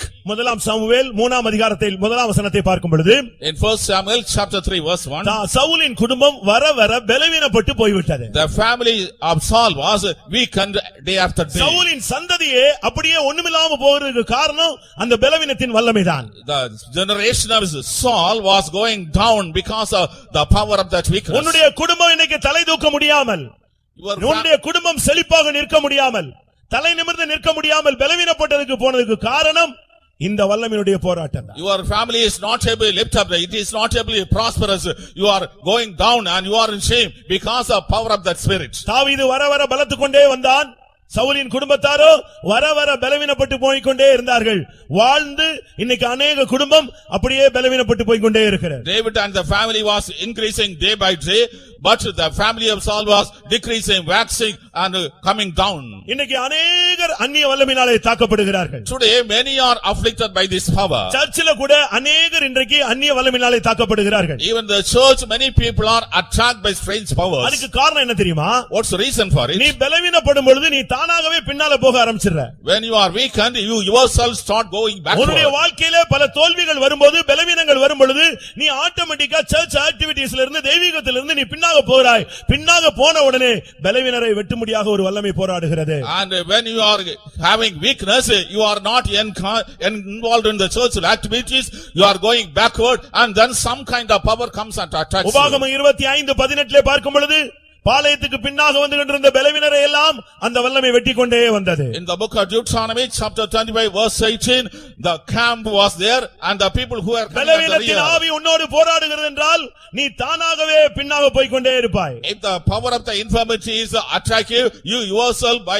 knowledge you are going விசுவாச backward. ஜீவியத்தை விட்டு பின்னாக போய் கொண்டே இருப்பாய். You are going away from the faith life. சபை ஐக்கியத்தை விட்டு நீ பின்னாக போய் கொண்டே இருப்பாய். From the fellowship of the church you are going back. பரிசுத்தத்திலே நீ பின்னாக போய் கொண்டே இருப்பாய். In holiness you are going backward. உன்னுடைய ஜெப வாழ்க்கை பின்தங்கி போய் கொண்டே இருக்கும். Your prayer life is backslidden. அதனுடைய அர்த்தம் ஒரு பலவீனத்தின் ஆவி உன்னோடு போராடி உன்னை பின்னாக இழுத்துக் கொண்டே வருகிறது. It means the power of infirmities attack you and you are made to go backward. ஒரு சிலருடைய பலவீனம் என்னன்னா புலம்பிக்கிட்டே இருப்பாங்க. What is the weakness? Some they will be murmuring or lamenting. ஏன் ஆண்டவர் எனக்கு செய்யல? Why Lord did not do so? எதுக்காக செய்யல? Why he did not do so? இப்படி எல்லாம் ஒரு சிலருக்கு கண்டினியூவா புலம்பல். அது வந்து எரேமியால எழுதின புலம்பலை விட அதிகமான புலம்பல் இன்னைக்கு நம்ம அநேகர் பாடுகிறோம். Continuously many are having some lamentation rather than the lamentation Jeremiah, many are having more lamentation. 77ஆம் சங்கீதம் 10ஆம் வசனத்திலே தாவீது சொல்றாரு, ஒரு சங்கீதம் முழுசும் புலம்பி விட்டு கடைசியா சொல்றான், இது என்னுடைய பலவீனம் என்று ஒத்துக்கொள்கிறான். In Psalm 77 David is making such a lamentation. In the end he says it is my weakness. ஆண்டவர் இரக்கம் செய்ய மாட்டாரோ? Will not the Lord show mercy? அவர்கள் இரக்கங்களை அடைத்துக் கொண்டாரோ?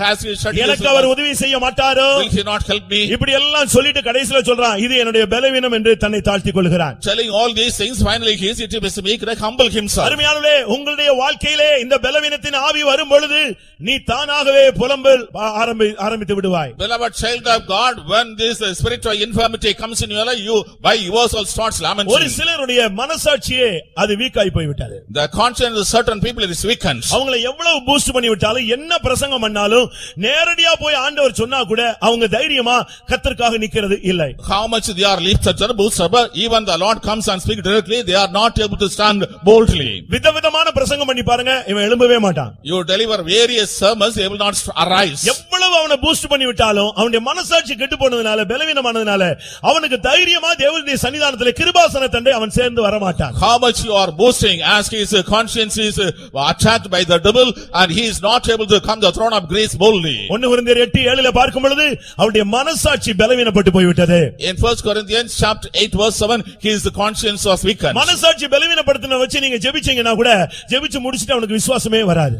Even your conscience weakened, even though you pray, at the end of the prayer do not have faith. அந்த குற்ற உணர்வு அவனுடைய ஜெபத்தை பூர்ணப்படுத்த விடாது. The wrong thoughts about sin is not able to perfect his உங்களுடைய prayer. இருதயமே உங்களை குற்றவாளிகளாக தீர்க்குமானால் தேவன் அதிலும் பெரியவராய் இருந்து உன்னை நியாயம் தீர்ப்பார் என்று எபிரேயரிலே நாம் வாசிக்கிறோம். In Hebrews we read, if your heart is accusing you, then God is greater than he and he will accuse you. இன்னும் ஒரு சிலருடைய சரீரம் பலவீனப்பட்டு போய்விட்டது. The body of certain people is weakened. சரீரம் இன்னைக்கு அநேகருக்கு ஒத்துழைக்கிறதே கிடையாது. Today, in the case of many, the body is not cooperating. இப்பொழுது உள்ள மாம்ச சரீரங்கிறது ரொம்ப பலவீனமாய் போய்விட்டது. In the physical body, many are weakened. நீங்க பைபிள்ல நீங்க படிச்சு பாத்தீங்கன்னா 900 வருஷம் வாழ்ந்தவங்களை நீங்க பார்க்கலாம். If you read the Bible, we can read people who lived for 100 years. சங்கீதக்காரன் காலத்திலேயே அது மொத்தமா குறைஞ்சு 70 to 80ல வந்து நின்றுச்சு. During the time of psalmist, it has come less, it has come to the age of 70 and 80. 21ஆம் நூற்றாண்டுல 40 45 வயசுல வந்து நின்று கொண்டிருக்கிறார். In 20th 21st century, it has come to the level of 40 and 45.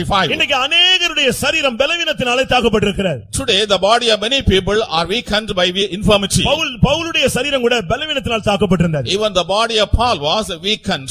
அந்த இடத்துல கர்த்தர் பேசினார், உன்னுடைய பலவீனத்தில் என்னுடைய பலன் பூர்ணமாய் விளங்கும். In that context, Lord spoke, in your infirmity, my strength will be அந்த இடத்துல நீங்க manifested. பவுலுடைய ஸ்டேட்மென்ட் நீங்க படித்து பாருங்க. You read the statement of Saint Paul in that place. அவரை பலவீனப்படுத்தினது ஒரு ஆவின் தான் அவர் சொல்றார். He says, a spirit has made me weak. என்னை குட்டும் சாத்தானுடைய தூதனாய் இருக்கிறது என்றுதான் அவர் சொல்றார். He says he is the agent of Satan who is buffeting me. அவர் மிகுந்த பலவீனத்துல போனாரு. ஆனா கர்த்தர் அவர் ஆண்டவர் அவரிடத்துல பேசினார், உன் பலவீனத்தில் என் பலன் பூர்ணமாய் விளங்கும் என்று. He went through much weakness, but the Lord spoke unto him, in your weakness my strength will be ஆனால் manifested. அந்த பலவீனத்துக்கு காரணத்தை சொல்றாரு, அது ஒரு முள், சாத்தான் என்னை குட்டும் தூதனாய், சாத்தானுடைய தூதனாய் இருக்கிறது என்று சொன்னார். He is giving for this weakness. He says it is the agent of Satan which is buffeting me. விரும்புகிறபடி ஊழியம் செய்ய முடியாதபடி, Not able to do the ministry as விரும்புகிற you வண்ணம் thought. கர்த்தருக்காக நிற்க முடியாதபடி, Not able to stand as you think for விரும்புகிற God. வண்ணம் விழித்திருந்து ஜெபிக்க முடியாதபடி, Not able to watch in prayer as you விரும்புகிற think. வண்ணம் கர்த்தருக்காக பாடுபட முடியாதபடி இன்றைக்கு அநேகருடைய சரீரத்தை அவன் பலவீனப்படுத்தி விட்டான். He has weakened the body of many people. They are not able to suffer for God as they desire. இது கடைசி காலம் பிரியமானவர்களே, அநேகர் விசுவாசத்தில் பலவீனமாய் மாறிக்கொண்டே இருக்கிறார். Beloved, these are the last days when you are weak in their faith. ரோமர் 14:1 பார்க்கும் பொழுது விசுவாசத்தில் பலவீனன் என்ற ஒரு வார்த்தை சொல்லப்பட்டிருக்கிறது. Romans chapter 14:1, there is weakness of the faith. அப்போ ஆபிரகாமை குறித்து நாம் பார்க்கும் பொழுது When we read about Abraham, அவர் விசுவாசத்தில் பலவீனமாய் இருக்கவில்லை என்று வேதம் சொல்லுகிறது. the word of God says he was not weak in his faith. தேவனை மகிமைப்படுத்தி அவர் விசுவாசத்திலே வல்லவனாய் மாறிக்கொண்டே இருந்தார். He glorified God, he became strong in faith. பிரியமானவர்களே, உங்களில் எத்தனை பேர் இப்படிப்பட்ட பலவிதமான பலவீனத்தின் வல்லமையிலே நீங்கள் தாக்கப்பட்டு போராடி கொண்டிருக்கிறீர்கள்? Beloved people, how many are attacked by the spirit of infirmity and are downcast? உன்னுடைய குடும்பமே, உன்னுடைய சந்ததியே பலவீனப்பட்டு போய்விட்டதா? Is your family, your generation weakened? இன்னும் ஆண்டவர் உதவி செய்யலையேங்கிற நீ புலம்பிக் கொண்டே பலவீனத்தை நீ புலம்பிக் கொண்டே இருக்கிறாயா? Are you lamenting God has not come and helped you? பலவீனத்தினாலே நீ பின்னாக போய் சத்துருவினால் தாக்கப்பட்டு கொண்டே இருக்கிறாயா? Are you going backward and attacked by the enemy? மனசாட்சி சுத்தம் இல்லாதனால ஜெபிக்க முடியாமல் நீ ஒதுங்கி போய் கொண்டிருக்கிறாயா? As the conscience is not pure, not able to pray, and you are going backward. சரீர பலவீனத்தினாலே எதுவுமே கர்த்தருக்காக செய்ய முடியாமல் நீ தடுமாறி கொண்டிருக்கிறாயா? Because of physical infirmity, are you troubled, unable to anything for God? விசுவாசத்திலே பலவீனனாய் மாறி விசுவாச துரோகத்துக்கு நீ இடம் கொடுத்து கொண்டிருக்கிறாயா? Having weakened faith, have you caused treachery to faith? இன்னும் ஒரு குரூப் பலவீனரா இருக்காங்க. காரணம் கர்த்தருடைய பந்தியிலே அவர்கள் அபாத்திரமாய் பானம் பண்ணினதினால். There is one group which is weak because they are taking in the wrong way in the God's communion service. கொரிந்தியர் 11:30 பார்க்கும் பொழுது கர்த்தருடைய பந்தியில கரெக்டா நீங்க பங்கெடுக்கல, சரியான விதத்துல சுத்திகரித்து பங்கெடுக்காவிட்டால் அது உங்களை பலவீனமாய் அது தாக்க ஆரம்பிக்கிறது. In 1 Corinthians chapter 11 verse 30 we are reading that if you are not having sanctified condition and taking communion service. அநேகர் அபிஷேகம் பெற்றிருக்கிறார்கள் பிரியமானவர்களே, அபிஷேகம் பெற்றும் இன்னும் பலவீனராய் இன்னைக்கு இந்த கூட்டத்துல கூட அநேகர் உட்கார்ந்து இருக்கிறீர்கள். Beloved people, many are anointed yet they are sitting in the meeting with weakness. 2 Samuel 2 Samuel 3:39 ஒரு விசை வாசிக்கலாம். chapter 3 verse 39. நான் ராஜாவாக அபிஷேகம் பண்ணப்பட்டவனாய் இருந்த போதிலும் நான் இன்னும் பலவீனன். செரியாவின் குமாரராகிய இந்த மனுஷர் என் பலத்துக்கு மிஞ்சினவர்களாய் இருக்கிறார்கள். நான் ராஜாவாக அபிஷேகம் பண்ணப்பட்டவனாய் இருந்த போதிலும் இன்னும் நான் பலவீனன். I am this day weak though anointed as king. அபிஷேகம் இருக்கு, ஆனா இன்னும் பலவீனத்தினுடைய போராட்டமும் இருந்து கொண்டே இருக்கிறது. There is anointing at the struggle of the weakness. இன்னும் அவனுடைய பலத்துக்கு மிஞ்சி மனிதனுடைய போராட்டம் அவனை தாக்கிக் கொண்டே இருக்கிறது. Beyond his power he is facing the attack of the men. அருமையானவர்களே, உங்களில் எத்தனை பேர் இன்றைக்கு ஆவியினாலும் பலவீனப்படுத்தும் ஆவியினாலும் தாக்கப்பட்டு போராட்டத்தோடு கர்த்தருடைய சன்னிதானத்திலே நீங்கள் வந்திருக்கிறீர்கள்? Beloved child of God, how many are attacked by the spirit of infirmity and come to the presence of God in weakness? அந்த ஆவியினுடைய வேலை என்ன தெரியுமா? What is the work of that spirit? அந்த பெண்ணை நிமிர்ந்து பார்க்க விடாமல் ஆக்கிவிட்டது. It has made that not one else to stand erect. 40 சங்கீதம் 12 வசனத்தை பார்க்கும் பொழுது In Psalm 40 verse 12, அக்கிரமங்கள் தான் ஒரு மனிதனை நிமிர்ந்து பார்க்க வைக்காமல் தடுக்கக்கூடிய ஒரு சக்தி. the iniquity has the power unable to make erect a person. என்னுடைய அக்கிரமங்களே என்னை நிமிர்ந்து பார்க்க விடாமல் தடுத்துக் கொண்டிருக்கிறது. My iniquities are not stopping, so I am not will stand erect. உங்களில் எத்தனை பேர் இன்றைக்கு பலவிதமான பாவ பிரச்சனைகளிலே சிக்கி தவிக்கிறீர்கள்? How many are entangled various problems of sin and suffering? நீ போகிற பாதை உனக்கும் தெரியும், நீ போகிற பாதை கர்த்தருக்கும் தெரியும். The Lord knows the path in which you are going, you also know the path in which you are going. உங்களில் எத்தனை பேர் இப்படிப்பட்ட வேதனையின் பாதையிலே போய் கொண்டிருக்கிறீர்கள்? How many are going the path of pain? ஒரு வருடம் அல்ல, 2 வருடம் அல்ல, 18 வருடமாக இந்த பலவீனப்படுத்தும் ஆவி அவளை நிமிர விடாமல் தடுத்துக் கொண்டே இருந்தது. Not 1 year or 2 years, for 18 long years the spirit of infirmity did not allow her to stand erect. இயேசு சொன்னார், சாத்தான் இவளை கட்டி வைத்திருக்கிறான். Jesus spoke, Satan has bound her. இன்றைக்கும் கூட அநேக கட்டுகளோடு நீ கர்த்தருடைய சன்னிதானத்திலே வந்ததை தேவன் அறிவார். Even today God knows that you have come to the presence of God with various உன்னுடைய bindings. கட்டுகளை அவிழ்க்கும்படியாக தான் கர்த்தர் இன்றைக்கு வந்திருக்கிறார். The Lord has come to you not to lose your bindings. நீங்க பைபிளை நல்லா படித்து பாருங்கள். You read the Bible இயேசு well. எந்தெந்த இடத்துல போனாரோ அங்கெல்லாம் ஏதாவது ஒரு கிரியை நடந்திருக்கும். Wherever Jesus went, some kind of work was done there. அவர் ஒருவனை தேடித்தான் ஒரு இடத்துக்கு போவார். He comes in search of a person, goes to a அன்றைக்கு place. அந்த ஜெபாலயத்துக்கு அவர் போய் போதகம் பண்ணினார். காரணமே இந்த பெண்ணை தேடித்தான். The reason for himself going to that synagogue and preaching is seeking that woman. நான் சொல்லுகிறேன், இன்றைக்கு ஆண்டவர் நம்முடைய மத்தியில வந்திருக்கிறார். இன்றைக்கு இந்த கூட்டத்திலே அநேகரை அவர் விடுதலையாக்கும்படியாக வந்திருக்கிறார். I tell you, God has come in our midst. He has come in or deliver many people in this meeting. உன்னை நிமிர்ந்து வைக்கக்கூடிய சக்தி அவருக்கு இருக்கிறது. He has the power to make you stand erect. நீ தலைகுனிந்து போன காலங்களை மாற்றி உன்னை நிமிர்ந்து நிக்க வைக்கும்படியாக அவர் கடந்து வந்திருக்கிறார். He has come so that he can change all the past conditions and make you உன்னுடைய stand பாவ erect. வாழ்க்கை உன்னை நிமிரக்கூடாத ஒரு கூனியாக மாற்றி வைத்திருந்தது. Your sinful life has made not able to stand erect and bow நீ down. கர்த்தருடைய சன்னிதானத்திலே வந்தாலும் கர்த்தரை மகிமைப்படுத்த முடியாமல் நீ கூனியாகவே காணப்பட்டாய். You came to the presence of God but not able to glorify God. You are about bound. ஆனால் கர்த்தர் இன்றைக்கு உனக்கு என்ன செய்ய போகிறார் தெரியுமா? What God is going to do today, உன்னை இன்றைக்கு நிமிர்ந்து நடக்க வைக்க போகிறார். the Lord is making you to walk correct today. இன்றைக்கு கர்த்தர் என்னை நிமிர்ந்து நடக்க வைக்க போகிறார் என்று எத்தனை பேர் விசுவாசிக்கிறீர்கள்? How many of you believe God will make me walk correct today? Hallelujah. லேவியராகமம் 23:13 வாசித்து பாருங்கள். Leviticus chapter 23 verse 13. நம்மை நிமிர்ந்து நடக்க வைக்கிற பண்ணுகிறவர் தேவன் என்று சொல்லி இருக்கிறார். It is God who makes us walk correct. லேவியராகமம் 26:13. Leviticus chapter 26 verse 13. நீங்கள் எகிப்தியருக்கு அடிமைகளாய் இராதபடிக்கு நான் அவர்கள் தேசத்திலிருந்து உங்களை புறப்பட பண்ணி உங்கள் நுகத்தடிகளை முறித்து உங்களை நிமிர்ந்து நடக்க பண்ணின உங்கள் தேவனாகிய கர்த்தர். அல்லேலூயா. Hallelujah.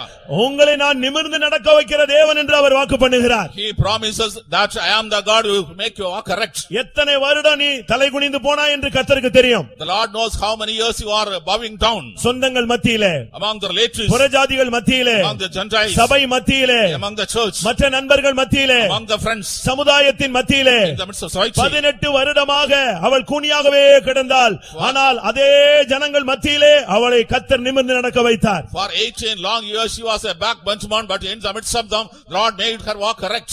இன்றைக்கு நீ யோசேப்பை போல மாறினால் உன்னுடைய அரிக்கட்டை கர்த்தர் நிமிர்ந்து நிற்க வைப்பார். If you become like Joseph today, the Lord will make your sheep stand erect. உன்னுடைய அக்கிரமம் உன்னை கூனியாக மாற்றுகிறது, உன்னுடைய பரிசுத்த வாழ்க்கை உன்னை நிமிர்ந்து நடக்க வைக்கிறது. Your iniquity makes you bow down, but your holy life makes you walk erect.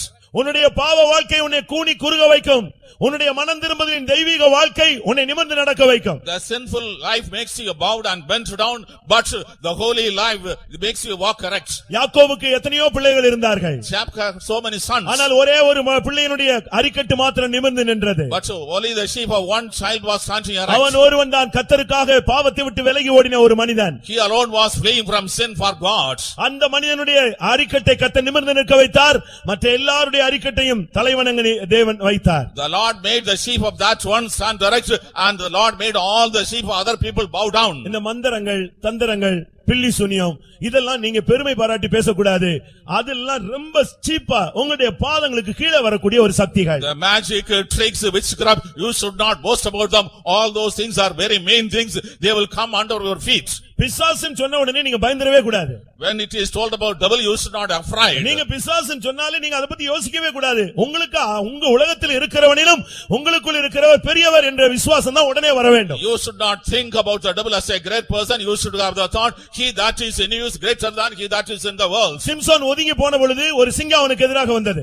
When Samson was going, a lion came against him. உடனே இவனுக்குள்ளே ஒரு சிங்கம் வந்தது. யூதா கோத்திரத்து சிங்கம் இவனுக்குள்ளே வந்து விட்டது. In him a lion came. It is a lion of the tribe of Judah. அவன் யாரையும் கூப்பிடல, உடனே அந்த சிங்கத்தோடு போராடி அதை கிழித்து தூக்கி போட்டு விட்டான். He did not call anyone. He was beginning to fight against that lion and killed it.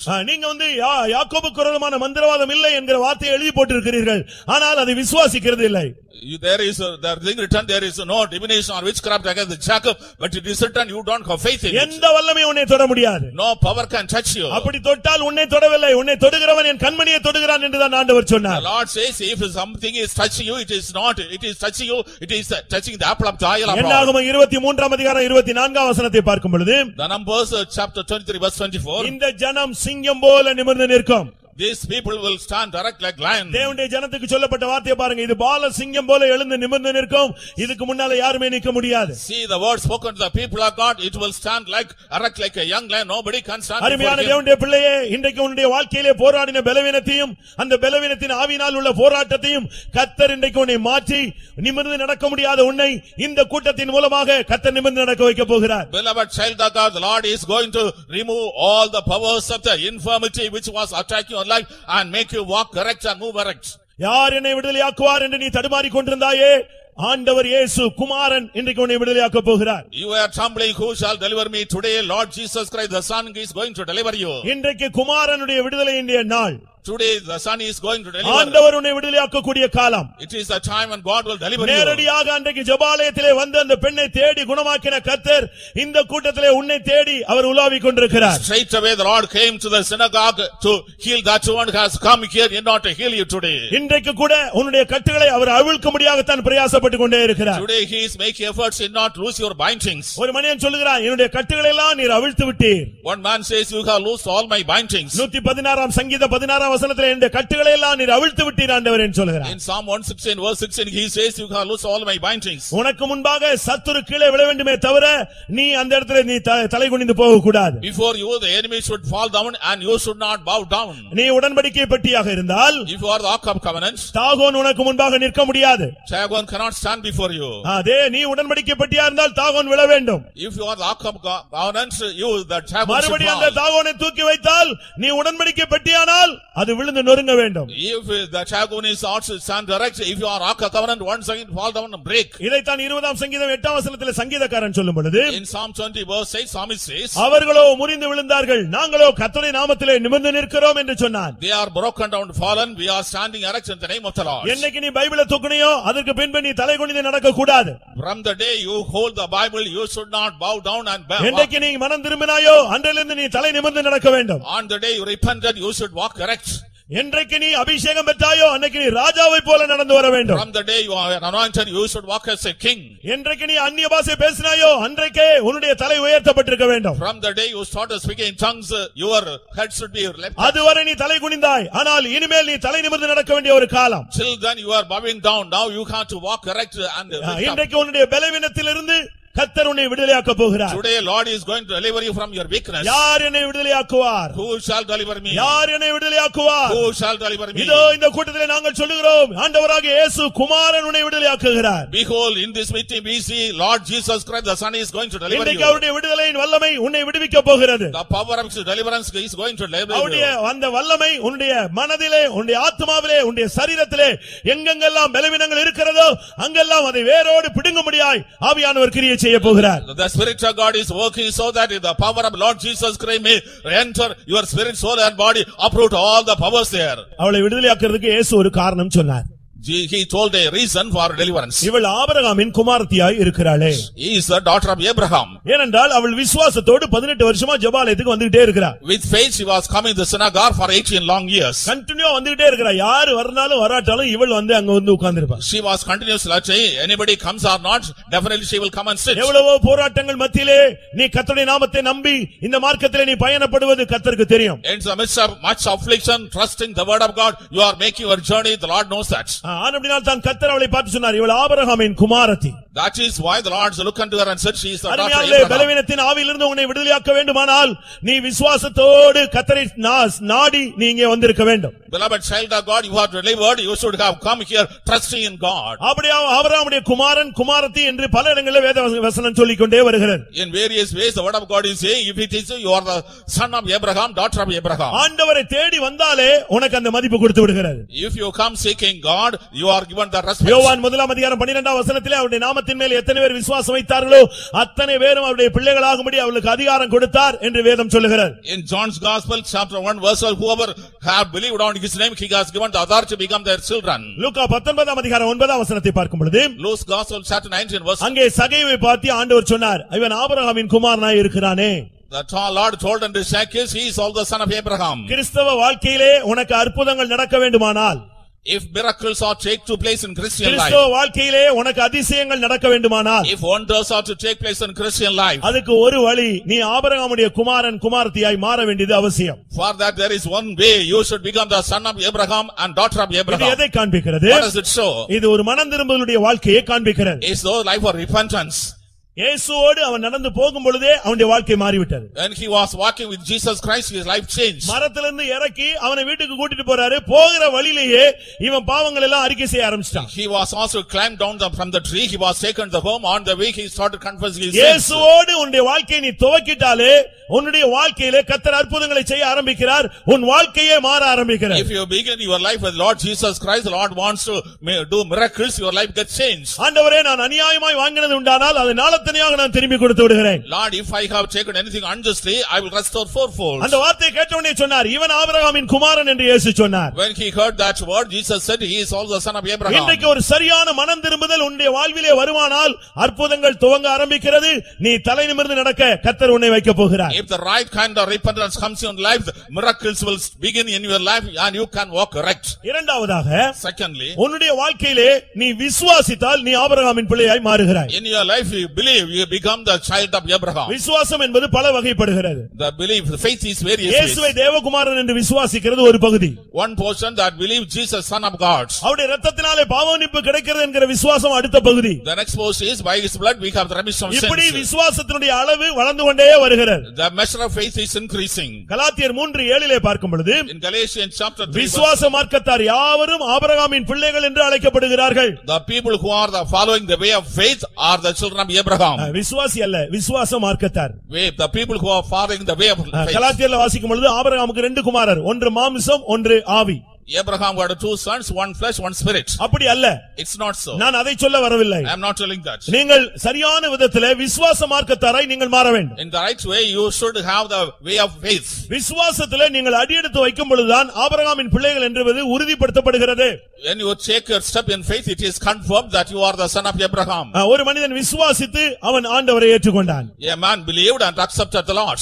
அந்த எத்தியோப்பிய மந்திரி அந்த பிலிப்பிடத்தில் பேசும் பொழுது, That Ethiopian eunuch, when speaking to தண்ணீர் you, இருக்கிறதே தடை என்ன என்று கேட்டான். there is water, what hinders me? அப்பொழுது அவன் சொன்ன பிலிப்பு சொன்ன வார்த்தை, இயேசுவை தேவகுமாரன் என்று விசுவாசித்தால் நான் உனக்கு ஞானஸ்நானம் கொடுக்கிறேன் என்று சொன்னான். The words of belief, if you believe Jesus the son of God, I will administer baptism. உன்னை விடுதலையாக்க கூடியவர் இயேசு, அது மெய்யான தேவன்.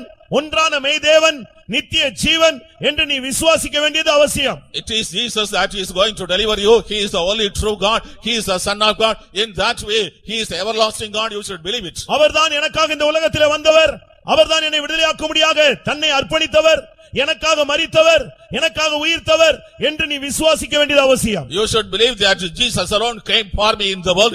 He died for me, and in that way you should surrender your life to Him. அடுத்து ஆபிரகாமின் பிள்ளைகள் சொன்ன கிரியைகளை நீங்க அதை வெளிப்படுத்த வேண்டியது அவசியம். If you are the children of Abraham, in actions you should reveal it. நம்மள अनेகர் விசுவாசின்னு சொல்றான விசுவாசமே நம்மள பாதி பேருக்கு கிடையாது. Many of us say we are believers, but half the people do not have faith. யோவான் 8:39 இயேசு கேட்கும் பொழுது, In John's Gospel, chapter 8, verse நீங்கள் 39, ஆபிரகாமின் பிள்ளைகளா இருந்தால் ஆபிரகாமின் கிரியைகளை நீங்கள் செய்யுங்கள் என்று சொன்னார். if you are the children of Abraham, you do the actions of Abraham. அப்படின்னா என்ன அர்த்தம் தெரியுமா? What does it mean? யோவான் மார்க் எழுதின சுவிசேஷம் 16ஆம் அதிகாரம் 17ஆம் வசனத்திலே விசுவாசிக்குள்ளான் நடக்கும் அடையாளங்கள் ஆபிரகாமின் பிள்ளைகளுடைய கிரியைகள் அங்கே சொல்லப்பட்டிருக்கு. In Mark's Gospel, chapter 16, verse 17, the things, signs which take place of the people believe the ஒரு தெய்வீக வாழ்க்கை நீ வாழ்ந்து காட்ட வேண்டியது அவசியம். you have to live a divine life. ஒரு வல்லமையுள்ள வாழ்க்கை நீ வாழ்ந்து காட்ட வேண்டியது You அவசியம். should live a powerful life. நீ ஆபிரகாமின் பிள்ளையானால் நீ ஆபிரகாமுடைய கிரியைகளை நீ செய்ய வேண்டும். If you are a child of Abraham, you should do the actions of Abraham. தேவனையே நீ 100% நம்பி வாழக்கூடிய ஒரு வாழ்க்கை வாழ வேண்டும். You should lead a life wherein you are trusting God's Son person. நீ ஆபிரகாமின் சந்ததியாக இருந்தால் If you are generation of Abraham, எந்த சூழ்நிலையிலும் கர்த்தர் உனக்கு கை கொடுப்பார். in whatever situation, the Lord will stretch forth His hand. எபிரேயர் 2ஆம் அதிகாரம் 16ஆம் வசனம் வாசியுங்கள். Hebrew chapter 2, verse 16. ஆதலால் அவர் தேவதூதருக்கு உதவியாக கை கொடாமல் ஆபிரகாமின் சந்ததிக்கு உதவியாக கை கொடுத்தார். ஆபிரகாமின் சந்ததியாக இருந்தால் தேவன் இந்த கூட்டத்திலே உனக்கு கை கொடுத்து உன்னை தூக்கி விடுவார். If you are the generation of Abraham, the Lord will stretch forth His hand, lift you up.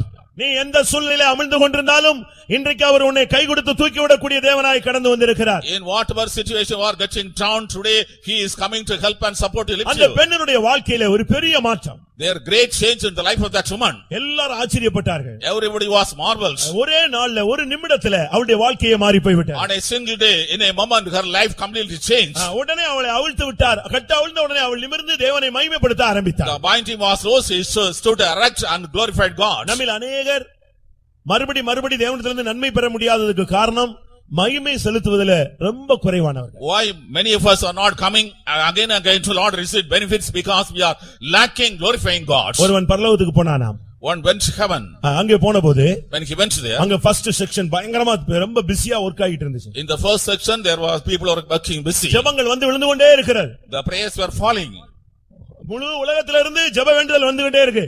From throughout the world the prayer was coming. ஒரு நொடிக்கு எவ்வளவோ ஜெப விண்ணப்பங்கள் விழுந்து கொண்டே இருந்துச்சு. For a moment many prayer requests were coming. கோடிக்கணக்கான தூதர்கள் ரொம்ப பிஸியா வொர்க் பண்ணிட்டே இருந்தாங்க. Crowds of angels were working busily. அவ்வளவு வேகமாக அங்க ஜெப விண்ணப்பங்கள் விழுகிறது, உடனே அதுக்கு பதில் அனுப்பப்படுது. So fast the prayer request came and immediately reply was sent. இப்படியே அவன் அந்த பரலோகத்தின் எல்லா பகுதியும் சுத்திட்டே வந்தான். He was going around the various parts of ஒரு heaven. இடத்துக்கு போனபோது When he went to a place, ஒரே ஒரு தூதன் அமைதியாக உட்கார்ந்திருந்தான். only one angel was sitting. எல்லா இடத்துலயும் ரொம்ப பிஸியா இருக்காங்களே, இங்க பிஸியே இல்லன்னு அந்த ஆள் கேட்டாரு. In every place they are busy, but here nobody is busy. இது தேங்க்ஸ் கிவிங், அதாவது நன்றி செலுத்துகிற அந்த விண்ணப்பங்கள் அது விழுகிற இடம். It is a place where thanksgiving petitions are coming. எல்லா நன்மையெல்லாம் என்னென்ன நன்மை கிடைச்சதோ அதுக்கு எத்தனை பேர் நன்றி செலுத்துறாங்களோ அந்த தூபம் விழுகிற இடம் இந்த இடம் சொன்னாங்க. Whatever benefits they enjoy, they are offering thanks for that incense comes and falls here. அங்க ஜெபம் விழுகிற இடமும் ஜெபத்துக்கு பதில் போற இடமும் கோடிக்கணக்கான தூதர்கள் பிஸி. ஆனா நன்றி செலுத்துற இடத்துல பாத்தீங்கன்னா ஒரே ஒரு தூதன் இருக்கிறான். ஏனென்றால் விழுகிறது ரொம்ப குறைவான நன்றிகள் தான் அங்க விழுந்தது. In the place where the prayer requests are coming and replace and crores of angels are working, but in the place where thanksgiving is coming, only one angel is sitting. நமக்கு ஆராதனைங்கிறது நமக்கு எப்படி ஆராதிக்கணும்னே தெரியலையே. We do not know how to worship God. ஆராதனைன்னு சொன்ன உடனே நம்ம அப்படி ஸ்டைலா உட்கார்ந்துட்டே தான் இருக்கிறோமே தவிர வொர்ஷிப் நமக்குள்ள ஆவியிலே கருத்தோடு நமக்கு வர்றது ரொம்ப கம்மியா இருக்கு. We are simply sitting in a stylish way in the service, but we are not able to worship God in the spirit. அந்த பெண் நிமிர்ந்து தேவனை மகிமைப்படுத்தினாள். That woman was able to stand erect and sit on நீ the எவ்வளவு நன்றி செலுத்துகிறாயோ மகிமை செலுத்துகிறாயோ அவ்வளவு நன்மை மறுபடியும் உன்னை தேடி வருகிறது. How much you are offering gratitude, so much glory comes upon you. இன்னைக்கு अनेகருக்கு ஆராதனை எப்படி தேவனை ஆராதிக்கணும்னு ஒண்ணுமே தெரியல. அப்படியே இந்த கல்லு போல உட்கார்ந்துறாங்க. இல்லாவிட்டா ஏதோ ஒரு பொம்மை மாதிரி கொஞ்ச நேரம் ஒரு அசைவு மாத்திரம் வந்துகிட்டே இருக்கும். Many are not knowing how they should worship God. They are simply sitting as a stone or a dole and simple shaking. கர்த்தர் உனக்கு செய்த நன்மைகளை நீ சிந்தித்து பார்த்தால் உன்னால் சும்மா இருக்க முடியாது. If you remember the benefits God has done, you cannot sit idle. ஆண்டவரை ஆராதிப்பது இப்படி அல்ல. This தாவீதை போல நாம் ஆராதிக்க வேண்டியது அவசியம். This is not the way to worship God, just like David worshipped God. கர்த்தருடைய வார்த்தையை கேட்கும்போது உனக்குள்ளே இருதயம் கொழுந்து விட்டு எரியணும். When you are hearing the word of God, your heart should be burning in a flame. அந்த வார்த்தையை கேட்கும் பொழுதே உன்னுடைய இருதயத்திலிருந்து இருந்து ஒரு வல்லமை புறப்பட்டு வெளியே வர வேண்டும். When you are hearing the word of God, your power should come out of your heart. தேவனுடைய வார்த்தையை கேட்கும் பொழுதே உன்னால் சும்மா இருக்க முடியாது. When you are hearing the word of God, you cannot sit idle. நான் ஒரு இடத்துல ஊழியத்தில் இருந்த பொழுது When I was serving the Lord in a place, அந்த பிரதர் வந்து நல்ல அருமையான பிரசங்கம் பண்ணுவார். that brother used to preach well. நான் அப்ப சின்ன பிரதராக இருந்தேன். I was a junior our brother. பிரசங்கம் பண்ணிட்டே இருக்கும்போது எழுப்புதலா ஏதாவது சொல்லிட்டாருன்னா ஒரு விசுவாசி அங்க இருந்து கத்திடுவார். And when he told something in revival, a believer will shout from there. அப்ப அவர் சொன்னாரு நீங்க கத்தக்கூடாதுன்னு சொன்னார். He said you should not shout. என்னால அப்படி இருக்க முடியாது. So he said I cannot sit. தேவனுடைய வார்த்தையை கேட்கும்போது என்னால கல்லு மண்ணு மாதிரி உட்கார முடியாது. அந்த வார்த்தையை கேட்ட உடனே எனக்குள்ளே ஆண்டவர் ஆவியானவர் வந்துருவார்னு சொன்னார். When I hear the word of God, I am not able to sit like a stone. The Spirit of God comes and I am active. Pavul ஒரு பிரசங்கம் பண்ணி கொண்டிருந்தார். Paul was delivering a sermon. பிரசங்கம் பண்ணி கொண்டிருந்த பொழுதே ஒருவனை பார்த்தபோது அவனுக்குள்ளே விசுவாசம் வந்ததை அவர் கண்டுபிடித்தார்.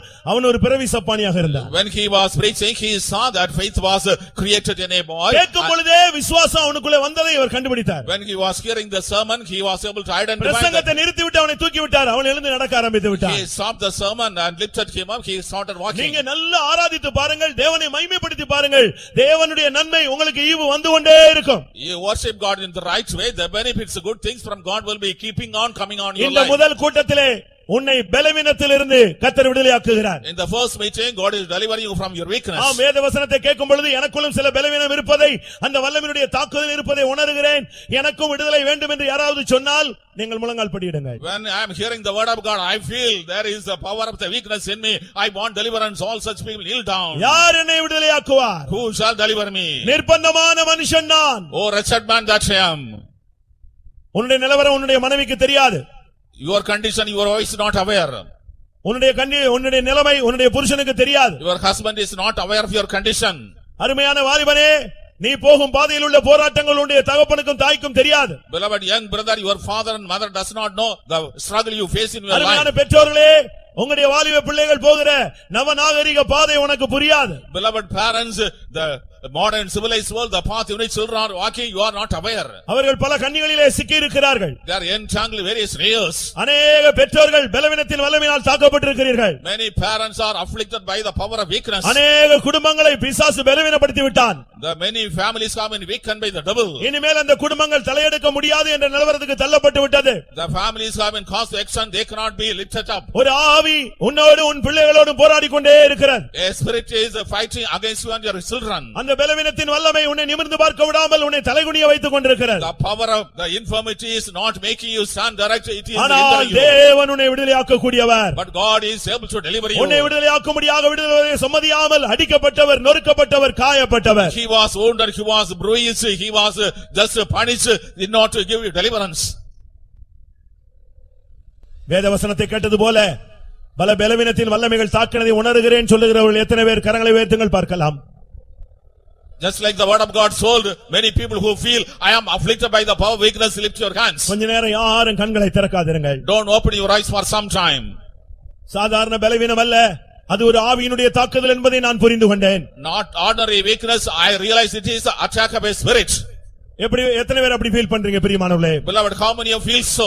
இது உங்களுடைய நிர்பந்தமான நிலவரத்தை நீங்கள் தேவனுடைய சன்னிதானத்திலே சொல்லுவதற்கு ஒப்பாக இருக்கிறது. It is comparable to telling the reset condition in the presence of God. வேதத்திலே நாம் பார்த்தோமே, அந்த மனிதன் ஒரு வல்லமையுள்ள மனிதன், ஆனால் உண்மையான அறிக்கையை சொல்லுகிறான். நிர்பந்தமான மனிதன் நான், யார் என்னை விடுதலையாக்குவார்? In the Bible we saw that person, he is a powerful man, but he makes a confession, O wretched man that I am, who shall deliver me? உண்மையான அறிக்கை எத்தனை பேருக்குள்ள இப்படி ஒரு போராட்டமான அறிக்கை இருந்து கொண்டிருக்கிறது? How many of the true confession, the confession of struggle? எல்லாரும் கைகளை கீழே போடுங்க. Put down your hands. இப்ப சொல்லுங்க, உண்மையாகவே Really? இந்த கூட்டத்திலே வேத வசனத்தை கேட்கும்போது நான் தான் அந்த நிர்பந்தமான மனுஷன், யார் என்னை விடுதலையாக்குவார்னு சொல்றவங்க மாத்திரம் கைகளை உயர்த்துங்க. When I am listening to the word of God, I am that miserable person. That such people lift your hands. தேவனுடைய வார்த்தை வெறுமையாய் திரும்பாது. The word of God will not return empty. அது அனுப்பின காரியத்தை செய்துவிட்டு தான் திரும்பும். It will accomplish the purpose for which was sent and அது return. அனுப்பின காரியம் என்ன தெரியுமா? What is- தலை குனிந்த உன்னை தலை நிமிர வைத்துவிட்டு தான் அது திரும்பி பரலோகத்துக்கு போகும். It will make you Hallelujah. stand erect and only then it will go to heaven. Hallelujah. பலவீனத்திலிருந்து உன்னை விடுதலையாக்கி விட்டு தான் வசனம் திரும்பி The போகும். word of God will deliver you from infirmity, then it will go to heaven. ஆவியை அழித்து விட்டு தான் பரிசுத்த ஆவியானவர் கொடி ஏற்றுவார். The Spirit of God will rain the burners and quenching that spirit. Hallelujah. Rikadabala. Hallelujah. Hallelujah. Hallelujah. Ribakadabaka. நான் திரும்பவும் சொல்லுகிறேன். I repeat, கர்த்தருடைய வசனம் வெறுமையாய் திரும்பி போகாது. the word of God not return empty. யார் என்னை விடுதலையாக்குவார் என்று கைகளை உயர்த்தினாயே, உன்னை விடுதலையாக்கி விட்டுத்தான் அந்த வசனம் மறுபடி திரும்பி போகும். You lift your who shall deliver me. Amen. That எத்தனை word பேர் will return. விசுவாசிக்கிறீர்கள்?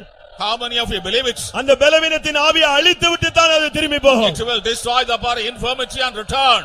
Hallelujah. Hallelujah. Ekadabakatirabani.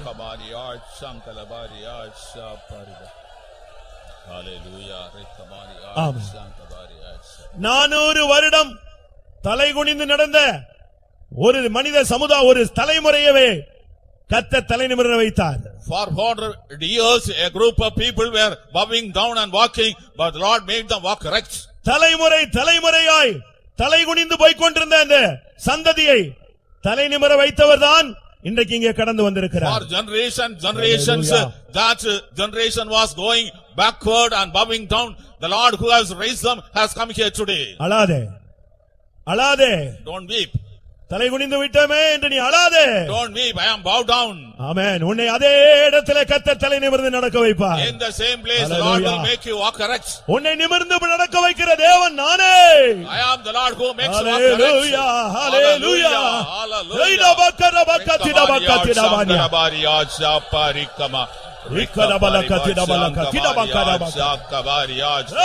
Hallelujah, hallelujah, Kamaria, hallelujah, hallelujah, hallelujah, hallelujah, Amen. hallelujah.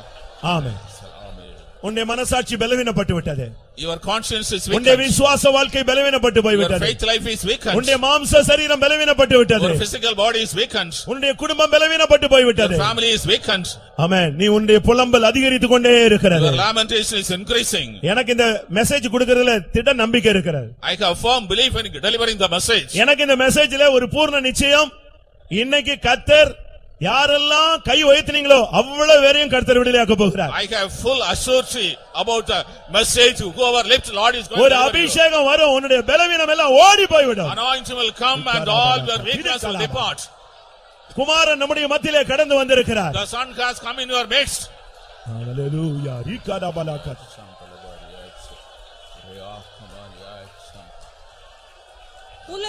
உலகிலுள்ளவனிலும் என்னில் இருப்பவர் பெரியவரே, உலகிலுள்ளவனிலும் என்னில் இருப்பவர் பெரியவரே, உந்தன் வல்லமையால் ஜெயம் பெற்றிடுவேன், உந்தன் வல்லமையால் ஜெயம் பெற்றிடுவேன், கர்த்தர் என் முன்னே செல்வதால் கலங்கிடேனே, கர்த்தர் என் முன்னே செல்வதால் கலங்கிடேனே, உலகிலுள்ளவனிலோ என்னில் இருப்பவர் பெரியவரே.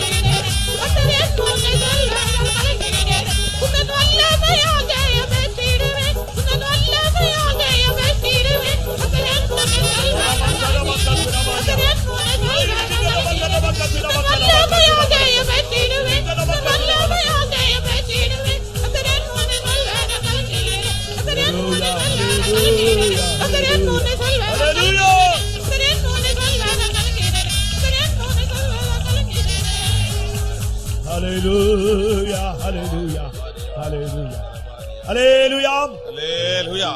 தயவு செய்து ஒரு 2 நிமிஷம் எல்லாரும் முழங்கால் போடுங்க. ஊழியக்காரங்க விசுவாசிகள் எல்லாரும் நம்ம இப்படி உட்கார்ந்தா விடுதலையை ஜனங்கள் அனுபவிக்க முடியாது. ஆமென்.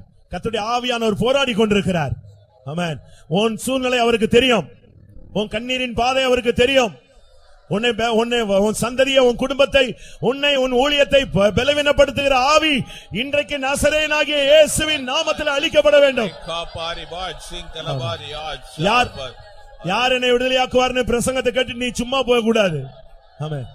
இவ்வளவு நேரம் நீ கேட்டது தியரி, ஆனா இப்பொழுது பிராக்டிகலா அதனுடைய வல்லமையை நீ உணர போகிறாய். ஹalleluya. 2 நிமிடம் முன்னால் இருந்து பின்னால் வரைக்கும் கர்த்தருடைய வல்லமை பற்றி எரியட்டும். ஹalleluya. இன்று கர்த்தர் உன்னை விடுதலையாக்குகிறார். இன்றைக்கு பலவீனத்தின் ஆவி ஓடட்டும். உன்னை தலைகுனிய வத்திய ஆவியை கடிந்து கொள்ளுகிறேன்.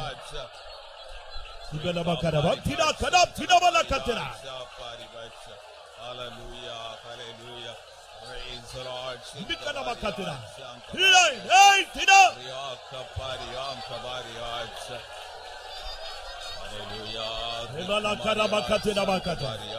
ஆமென். ஆமென். இந்த கூட்டம் முடியதுக்கு ஒரு 5 நிமிஷமா 10 நிமிடமா இருக்கு. Just 5 minutes for the conclusion of the meeting. எனக்கு விடுதலை வேணும்னு சொல்றவங்க ஒரு 10 பேரா இருந்தாலும் பரவாயில்ல, அவங்க மட்டும் கைகளை வைத்துங்க. Those who want at least 10, doesn't matter, lift your hands. போதும். பலவீனத்துல நான் தாக்கப்பட்ட காலங்கள் போதும். It is enough you are attacked by weakness. என் குடும்பத்தை அந்த வல்லமை போராடி தாக்கி அழித்தது போதும். It is enough that power. என் ஊழியத்தை மட்டுப்படுத்தினது போதும். It is enough that my ministry. இன்னைக்கு எனக்கு விடுதலை வேண்டும். I want deliverance today. ஆவியானவர் எங்கே உண்டோ அங்கே விடுதலை உண்டு. Where the Spirit of God is, குமாரன் விடுதலையாக்கினால் மெய்யான விடுதலை உண்டு. The Son sets free or ஹalleluya. ஆமென். ஒரு நிமிஷம். ஒன்றை நீங்கள் நிச்சயப்படுத்திக் கொள்ளுங்கள். Make certain one thing. உலகத்தில் இருக்கிறவனில் எனக்குள் இருக்கிறவர் பெரியவர். He that is enemy greater than that is in the வாயை world. திறந்து எல்லாரும் சொல்லுங்க பார்க்கலாம். உலகத்தில் இருக்கிறவனிலும் எனக்குள் இருக்கிறவர் பெரியவர். உலகத்தில் இருக்கிறவர் எனக்குள் இருக்கிறவர் பெரியவர். உலகில் உள்ளவனிலும் என்னில் இருப்பவர் பெரியவரே. உலகில் உள்ளவனிலும் என்னில் இருப்பவர் பெரியவரே.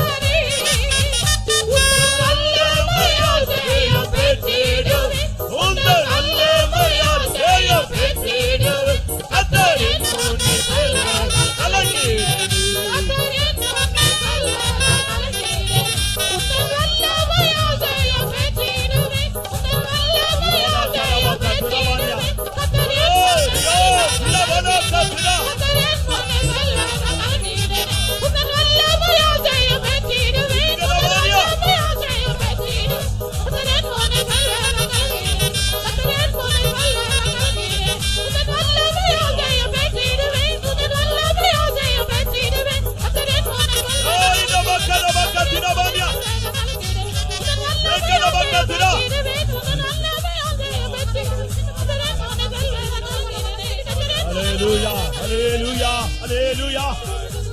Amen. Hallelujah. Harabania. Ekadabakatirabania. Amen. Amen. சமீப காலமாக recently உன்னுடைய சரீரத்திலே போராடின பலவீனத்தை நீ வெளியே சொல்ல வெட்கப்பட்டு அந்த வல்லமையை நீ சகித்துக் கொண்டே இருந்தாய். You were ashamed to reveal the affliction that was tormenting your body and you were tolerating it. அந்த சரீர பலவீனத்தை வெளியே சொன்னால் குறை சொல்லுவார்களோ, பரியாசம் பண்ணுவார்களோ, குற்றம் சாட்டுவார்களோ, அற்பமா எண்ணுவார்களோ என்கிற ஒரு போராட்டம் உனக்குள்ளே எழும்பிக் கொண்டே இருந்தது. If you reveal the weakness out, perhaps people may mock it, they may debase you, such a struggle you are facing. உன்னுடைய வேதனை நான் அறிவேன். I know your pain. நீ வெளியே சொல்லாமல் இருந்த அந்த வேதனையை இன்றைக்கு அது வெளியே சொல்லாமலே நான் அதை பிடுங்க போகிறேன். Hallelujah. என்னுடைய வல்லமையினால் நான் உன்னை விடுவிக்க போகிறேன். By my power and deliver you. பக்கத்திடா பக்கத்திடா பக்கத்திடா மான்யா. ஹைடா Baqarah பக்கத்திடா. Hallelujah. Praise the Lord. Chintalabariya Shapariya. ஆமென். ஆமென். உன்னுடைய வாழ்வை கசந்து போக வைக்கும்படியாக ஒரு வல்லமை போராடிக் கொண்டே இருக்கிறது. A power is attacking you to make your life bitter. உனக்கு திருப்தி இல்லை. You are not satisfied. ஒரு நிச்சயம் இல்லை. No surety. ஒரு நம்பிக்கை இல்லை. No hope. வாழ உனக்கு ஆசை இல்லை. You have no desire to live. ஒரு கசப்பின் வாழ்வை கசப்பாக்குற ஒரு அந்தகார வல்லமை உன்னோடு போராடிக் கொண்டிருக்கிறது. The power of darkness which made your life bitter was attacking you. ஆண்டவர் இந்த நேரத்தில் அந்த வல்லமை அழிக்க போகிறார். Right now the Lord is going to destroy that power. அந்த வல்லமை அழிப்பதின் அடையாளம் நீ இனிமேல் கர்த்தருக்காய் வாழ வேண்டும் என்று நீ தீர்மானிப்பாய். The sign to destroy you, you decide to live for God hereafter. இக்கத பக்கத்திட பக்கத்திட பலக்கத்திட பாரியா. உம்மாலாகாத காரியம் ஒன்றுமில்லை. உம்மாலாகாத காரியம் ஒன்றுமில்லை.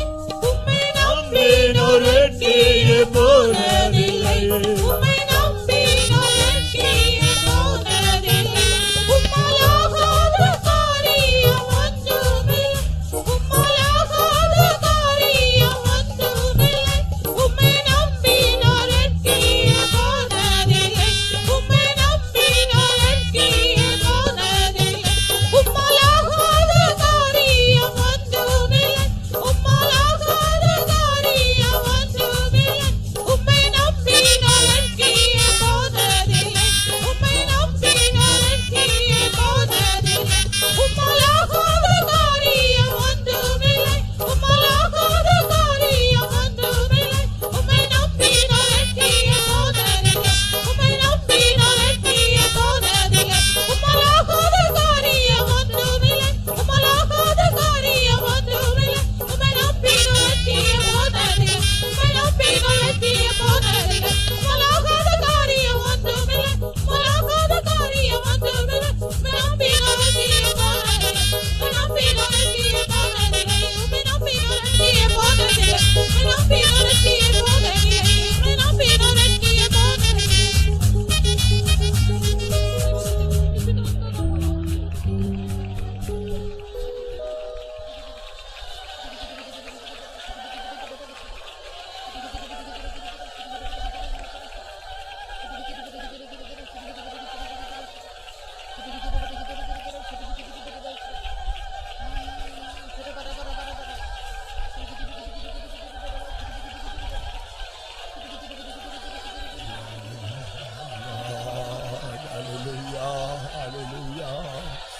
Hallelujah, hallelujah, hallelujah, hallelujah, hallelujah.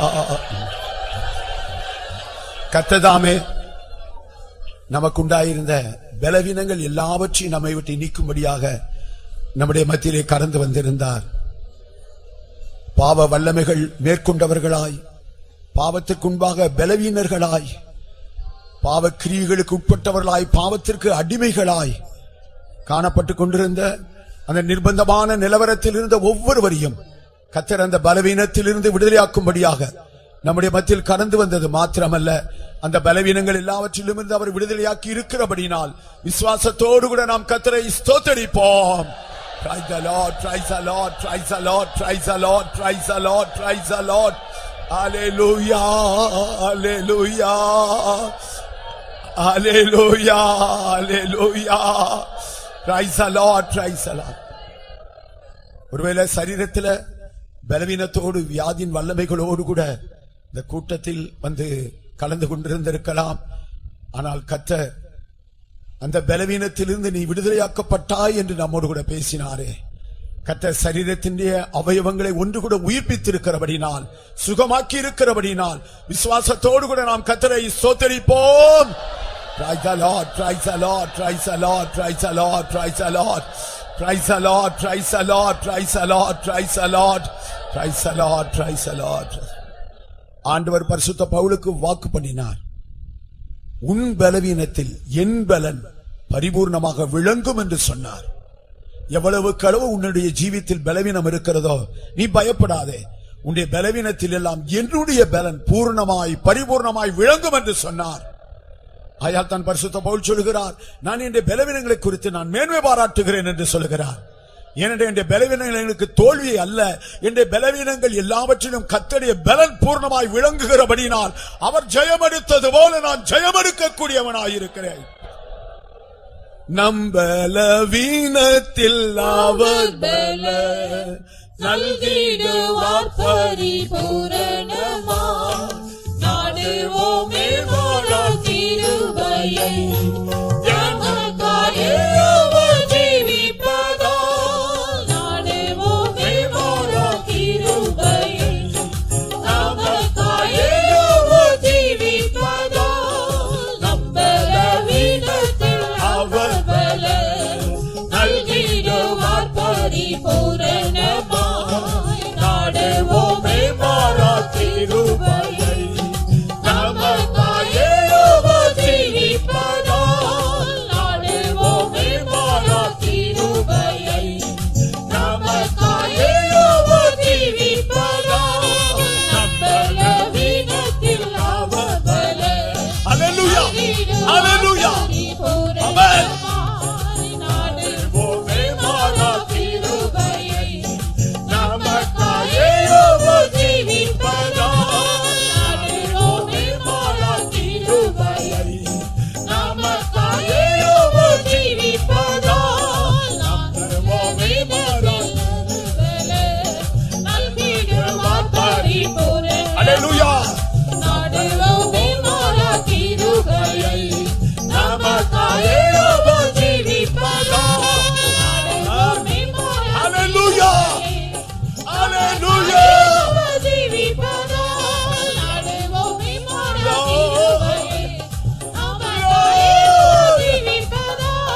நாடுவோமே வாழார் ஸ்தோத்திரம். நமக்காக Hallelujah. Our ஜீவிப்பதால். Praise the Lord. வாழார் கிருபையை, Amen. நமக்காக அவர் ஜீவிப்பதால். நாடுவோமே வாழார் கிருபையை, நமக்காக அவர் ஜீவிப்பதால். நாடுவோமே வாழார் கிருபையை, நமக்காக அவர் ஜீவிப்பதால். Hallelujah, hallelujah, hallelujah. பலவீனராய் நாம் வந்திருக்கலாம். ஆனா இப்ப நம்ம யாருடைய பலத்தினால் நிரப்பப்பட்டிருக்கிறோம்? அவருடைய பலத்தினால் பூர்ணமாய் நாம் நிரப்பப்பட்டிருக்கிறோம். நாம் பலவீனர் அல்ல, தோற்று போகிறவர்கள் அல்ல, அவரை போல ஜெயமெடுக்கிறவர்கள். என் பலவீனத்தில் அவர் பலன் நல்கிடுவார் பரிபூரணமாய். என் பலவீனத்தில் அவர் பலன் நல்கிடுவார். அல்லேலூயா. ஒரு நிமிஷம். என் பலத்தில் யாருடைய பலன்? அவருடைய பலன் நல்கிடுவார் பரிபூர்ணமாய். இப்பொழுதே கர்த்தர் தன்னுடைய பலத்தினால் பரிபூர்ணமாய் நம்மை நிரப்பிக் கொண்டிருக்கிறார். விசுவாசத்தோடு கூட என் பலவீனத்தில் அவர் தன்னுடைய பலனை பூர்ணமாய் தருகிறார் விசுவாசத்தோடு கூட இந்த இரண்டு அடிகளையும் தொடர்ச்சியாக பாடி ஒன்று கூட கர்த்தருக்குள்ளாக பலப்படுத்தப்பட்டுக் கொள்வோமாக. என் பலவீனத்தில் அவர் பலன் நல்கிடுவார் பரிபூரணமாய். என் பலவீனத்தில் அவர் பலன் நல்கிடுவார் பரிபூரணமாய். என் பலவீனத்தில் அவர் பலன் நல்கிடுவார் பரிபூரணமாய். என் பலவீனத்தில் அவர் பலன் நல்கிடுவார் பரிபூரணமாய்.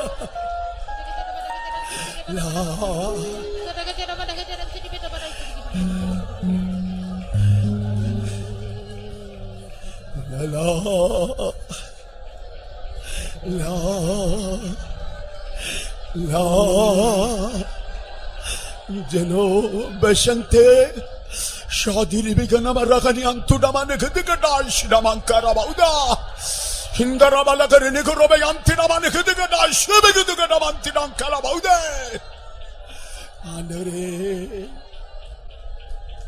ला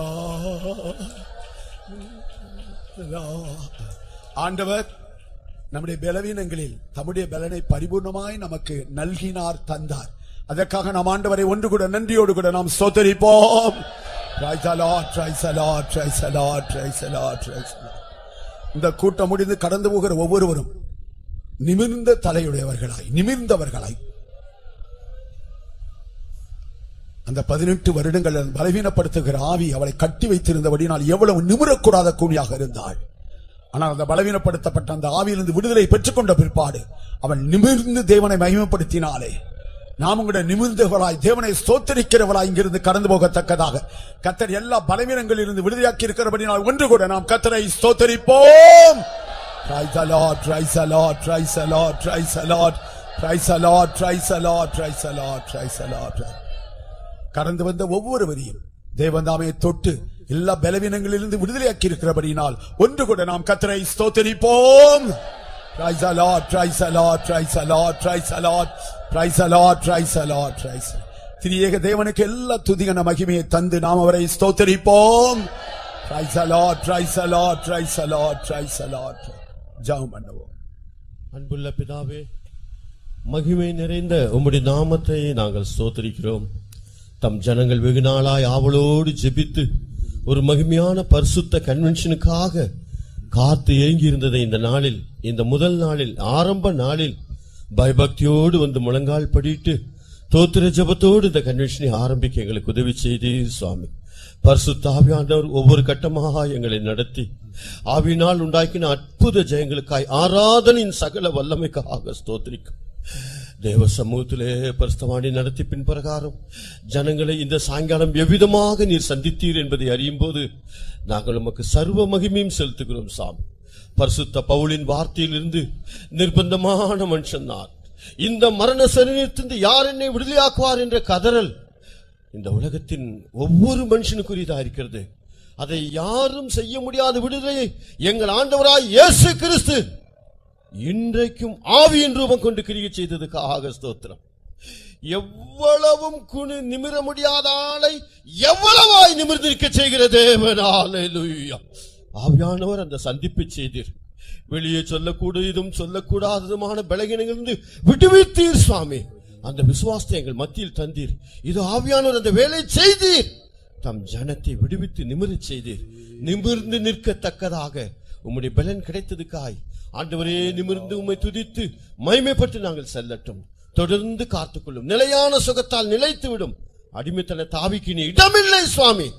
எந்த மயமுறுத்தும் பொல்லாத ஆவிகளுக்கு இடமில்லை. பரிசுத்த ஆவியானவரை மேற்கொண்டீர். தம் தூதை சுமந்து வந்து தைரியமாய் விசுவாசத்தோடு தூது கொடுத்தவரை உம்முடைய கரத்தில் தாங்கும். தொடர்ந்து அனைவரையும் தந்தோம், மீதியும் நடத்தும். மகிமை உமக்கு செலுத்தி எங்கள் கர்த்தர் இயேசுவின் நாமத்தில் வேண்டிக் கொள்கிறோம் பிதாவே. Praise the Lord, praise the Lord, praise the Lord, praise the Lord, praise the Lord, praise the Lord, praise the Lord, praise the Lord.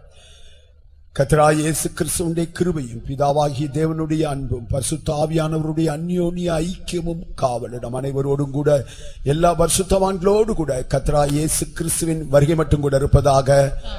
Hallelujah, hallelujah, hallelujah.